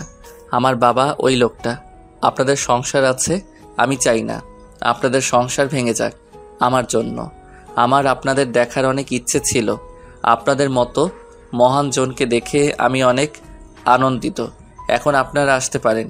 আর হ্যাঁ, এখানে কি কি কথা হলো বাহিরে কেউ যেন না জানে।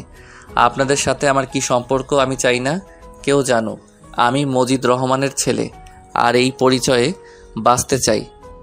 আরুষ, তোর পায়ে ধরি বাপ, এমনভাবে বলিস না। বিশ্বাস কর, আমরা তোকে অনেক খুঁজেছি। হয়তো রাগের বশে তোকে আমরা ফেলে দিতে চেয়েছিলাম, কিন্তু যখন মজিদ তোকে নিয়ে অনেক দূরে চলে গেল, তখন আমরা আর নিজেদের কন্ট্রোল করতে পারি নাই। আরুষ, প্লিজ আমাদের ক্ষমা করে দে, আর একবার আমাদের আব্বু আম্মু বলে ডাক। তুই যা বলবি আমরা তাই শুনবো। আব্বু প্লিজ আমাদের ক্ষমা করে দে, আমরা তোকে অনেক ভালোবাসি রে। তোকে আমরা আজও খুঁজে বেড়াই, দুইজন কত ট্যুরে যাই শুধুমাত্র তোকে খোঁজার জন্য। আইন তালুকদার আয়না চৌধুরীর আরুষের পা ধরতে যাবে, সাথে সাথে আরুষ হাত দিয়ে থামিয়ে দিতে গিয়ে হাতে ব্যথা পাইল। আইন তালুকদার আয়না চৌধুরী আরুষের 2 হাত ধরে চুমু দিয়ে কপালে ঠোঁট ঠেকিয়ে বলল, সরি আব্বু, হাতে ব্যথা পাইছস? আরও ওনারা যাই করো, ওনারা খারাপ মানুষ না। ওনাদের রক্তের রাগ জিত একটু বেশি, যেমন তুইও হয়েছিস। যা বলস তাই করে ছাড়স, তেমন তোর বাবা মাও। আমার মনে হয় তোর ওদের ক্ষমা করে দেওয়া উচিত। আমি ওনাকে ক্ষমা করতে পারি, বাট উনি যেন কাউকে কখনোই না বলে আমি ওনাদের অবৈধ সন্তান। আর আমি চাই না আমার সম্পর্কে বাহিরে কেউ যেন ওনাকে ঘৃণা করুক। আরুষের কথা শুনে আইন তালুকদার আয়না চোখের পানি যেন থামছে না। আরুষকে আলতো করে জড়িয়ে ধরল আর বলতে লাগলো, আমাদের নাকি ঘৃণা করিস? তাহলে আমাদের কথা কেন ভাবছিস? আমি মানুষের ক্ষতি পছন্দ করি না। যাই হোক, এখানে স্টপ হয়ে যান। জোর কর, বাইরে গেলে তিয়া অনেক জেরা করবে। আমি যা বলবো ওইটার সাথে মাথা নাড়াবেন। আচ্ছা আরুষ, একবার আমাদের আম্মু আম্মু বলে ডাক না। আমার মুড নাই, ছাড়েন। আপনারা বাহিরে যাব আর আপনাদের ফ্যামিলি নিয়ে সুখে থাকেন। আমি একটা স্মৃতি অধ্যায়, যাকে সারা জীবন মনে রাখার কিছুই নাই, শুধু মনে রেখে নিজেদের কষ্ট দেওয়ার কিছু নাই। আরুষ চোখের পানিগুলো টি শার্টের হাঁটা দিয়ে মুছে দাঁড়াতে যাবে, সাথে সাথে আইন তালুকদার আয়না চৌধুরী ধরে নিজের চোখের পানি মুছে ফেল। আরুষের 2 গালে দুজন চুমু দিল। আরুষের ভালো লাগলো, প্রকাশ করলো না। 4 জন বের হয়ে গেলে তিয়া জেরা করতে লাগলো। আরুষ বলল, উফ, এই বউটাও না, কলেজেও এমন করে, বাসায়ও। আরে ওনাদের বাসায় আমার আম্মু কাজ করত, আর অনেক কাহিনী ছিল, সেইটাই একে অপরকে ক্ষমা চেয়ে মিটিয়ে নিল। আঙ্কেল আন্টি আমাকে একটু উপরে রেখে আসবেন? আচ্ছা চলো। আরুষকে ধরে নিয়ে যেতে লাগলো। তিয়ার কথাগুলো বিশ্বাস হয় না, এটা তিয়ার মুখ দেখে বোঝা গেল। আরে না না, কি বলছেন? ক্ষমা চেয়ে আমাকে ছোট করে দিবেন না। আচ্ছা আঙ্কেল আন্টিকে নিয়ে রুমে যান। ভাবি রান্না করছে তো নাকি? ভাবি রান্না করছেন তো নাকি? আমি আপনাদের জন্য খাবার নিয়ে যাচ্ছি, আপনারা যান। তিয়া রান্নাঘরে চলে গেল, আর এদিকে আরুষকে তিয়ার রুমে শুয়ে দিল। আইন তালুকদারের ফোন বেজে উঠল। তাদের কথা শুনে বোঝা গেল তার স্ত্রী তাকে যেতে বলছে। কথা শেষ হলে 2 জন বাইর হতে যাবে, তখনই আরুষ পিছন থেকে বলল, আব্বু আম্মু। আরুষের কথা শুনে 2 জন খুশিতে পিছনে তাকাতেই আরুষ বলল, আমার সাথে কিছুদিন থাকা যায় না? অবশ্যই থাকা যায়। আচ্ছা আমি এখনই বলে দিচ্ছি, আমি বাসায় যেতে পারবো না। আইন তালুকদার খুশি হয়ে কল দিয়ে অফিসের কথা বলে যাওয়া ক্যান্সেল করে দিল। আরুষের সাথে 7 দিন অনেক আনন্দে থেকে আইন তালুকদার আয়না চৌধুরী চলে যায়। এই 7 দিনে আরুষ মোটামুটি অনেকটা সুস্থ হয়ে গেছে। তিয়ার সাথে সম্পর্কটা আরও ভালো হয়ে গেছে। আরুষের কাঁধে মাথা দিয়ে তিয়া বলল, আরুষ আমাকে সবসময় এইভাবেই ভালোবাসবে তো? আমি কাউকে ছেড়ে যাই না, আমাকে সবাই ছুঁড়ে ফেলে দেয়। তুমি যতদিন থাকবে ততদিন রাখবো। যদি দেখে আমার সাথে তোমার থাকতে সমস্যা হচ্ছে, তাহলে সোজা তোমার থেকে দূরে সরে যাব। গলা চেপেও আমি মেরে ফেলবো। আমার রাগ হইলে আমি কি করে জানি না, তুই উল্টা আমার রাগ ভাঙিয়ে কাছে টেনে নিবি। উল্টা কি বলি, আমার থেকে দূরে সরে যাবি? তিয়া আরুষের গলা চেপে ধরলে আরুষ হাত দিয়ে ধরে পড়ল। আরে বাবা ছাড়ো, মজা করছি। একবার যখন তোমাকে পেয়েছি, সেখানে তোমার থেকে দূরে যাওয়ার প্রশ্ন আসে না। আরুষ তিয়ার কপালে চুমু দিল। তিয়া আরুষের বাহু জড়িয়ে ধরে বলল, তাড়াতাড়ি সুস্থ হয়ে যাও না, আমার এমন তোমাকে দেখতে ভালো লাগছে না। মোটামুটি কিন্তু হয়ে গেছি, তুমি চাইলে তোমার সাথে এখন বাসরটা করে নিতে পারি। তিয়া আরুষের বাহুতে একটা আলতো করে মেরে লজ্জা পেয়ে বলল, যা ফাজিল একটা। আরুষ টান দিয়ে তিয়াকে কাছে টেনে নিল, তিয়ার উপরে ঝাঁপিয়ে পড়ল।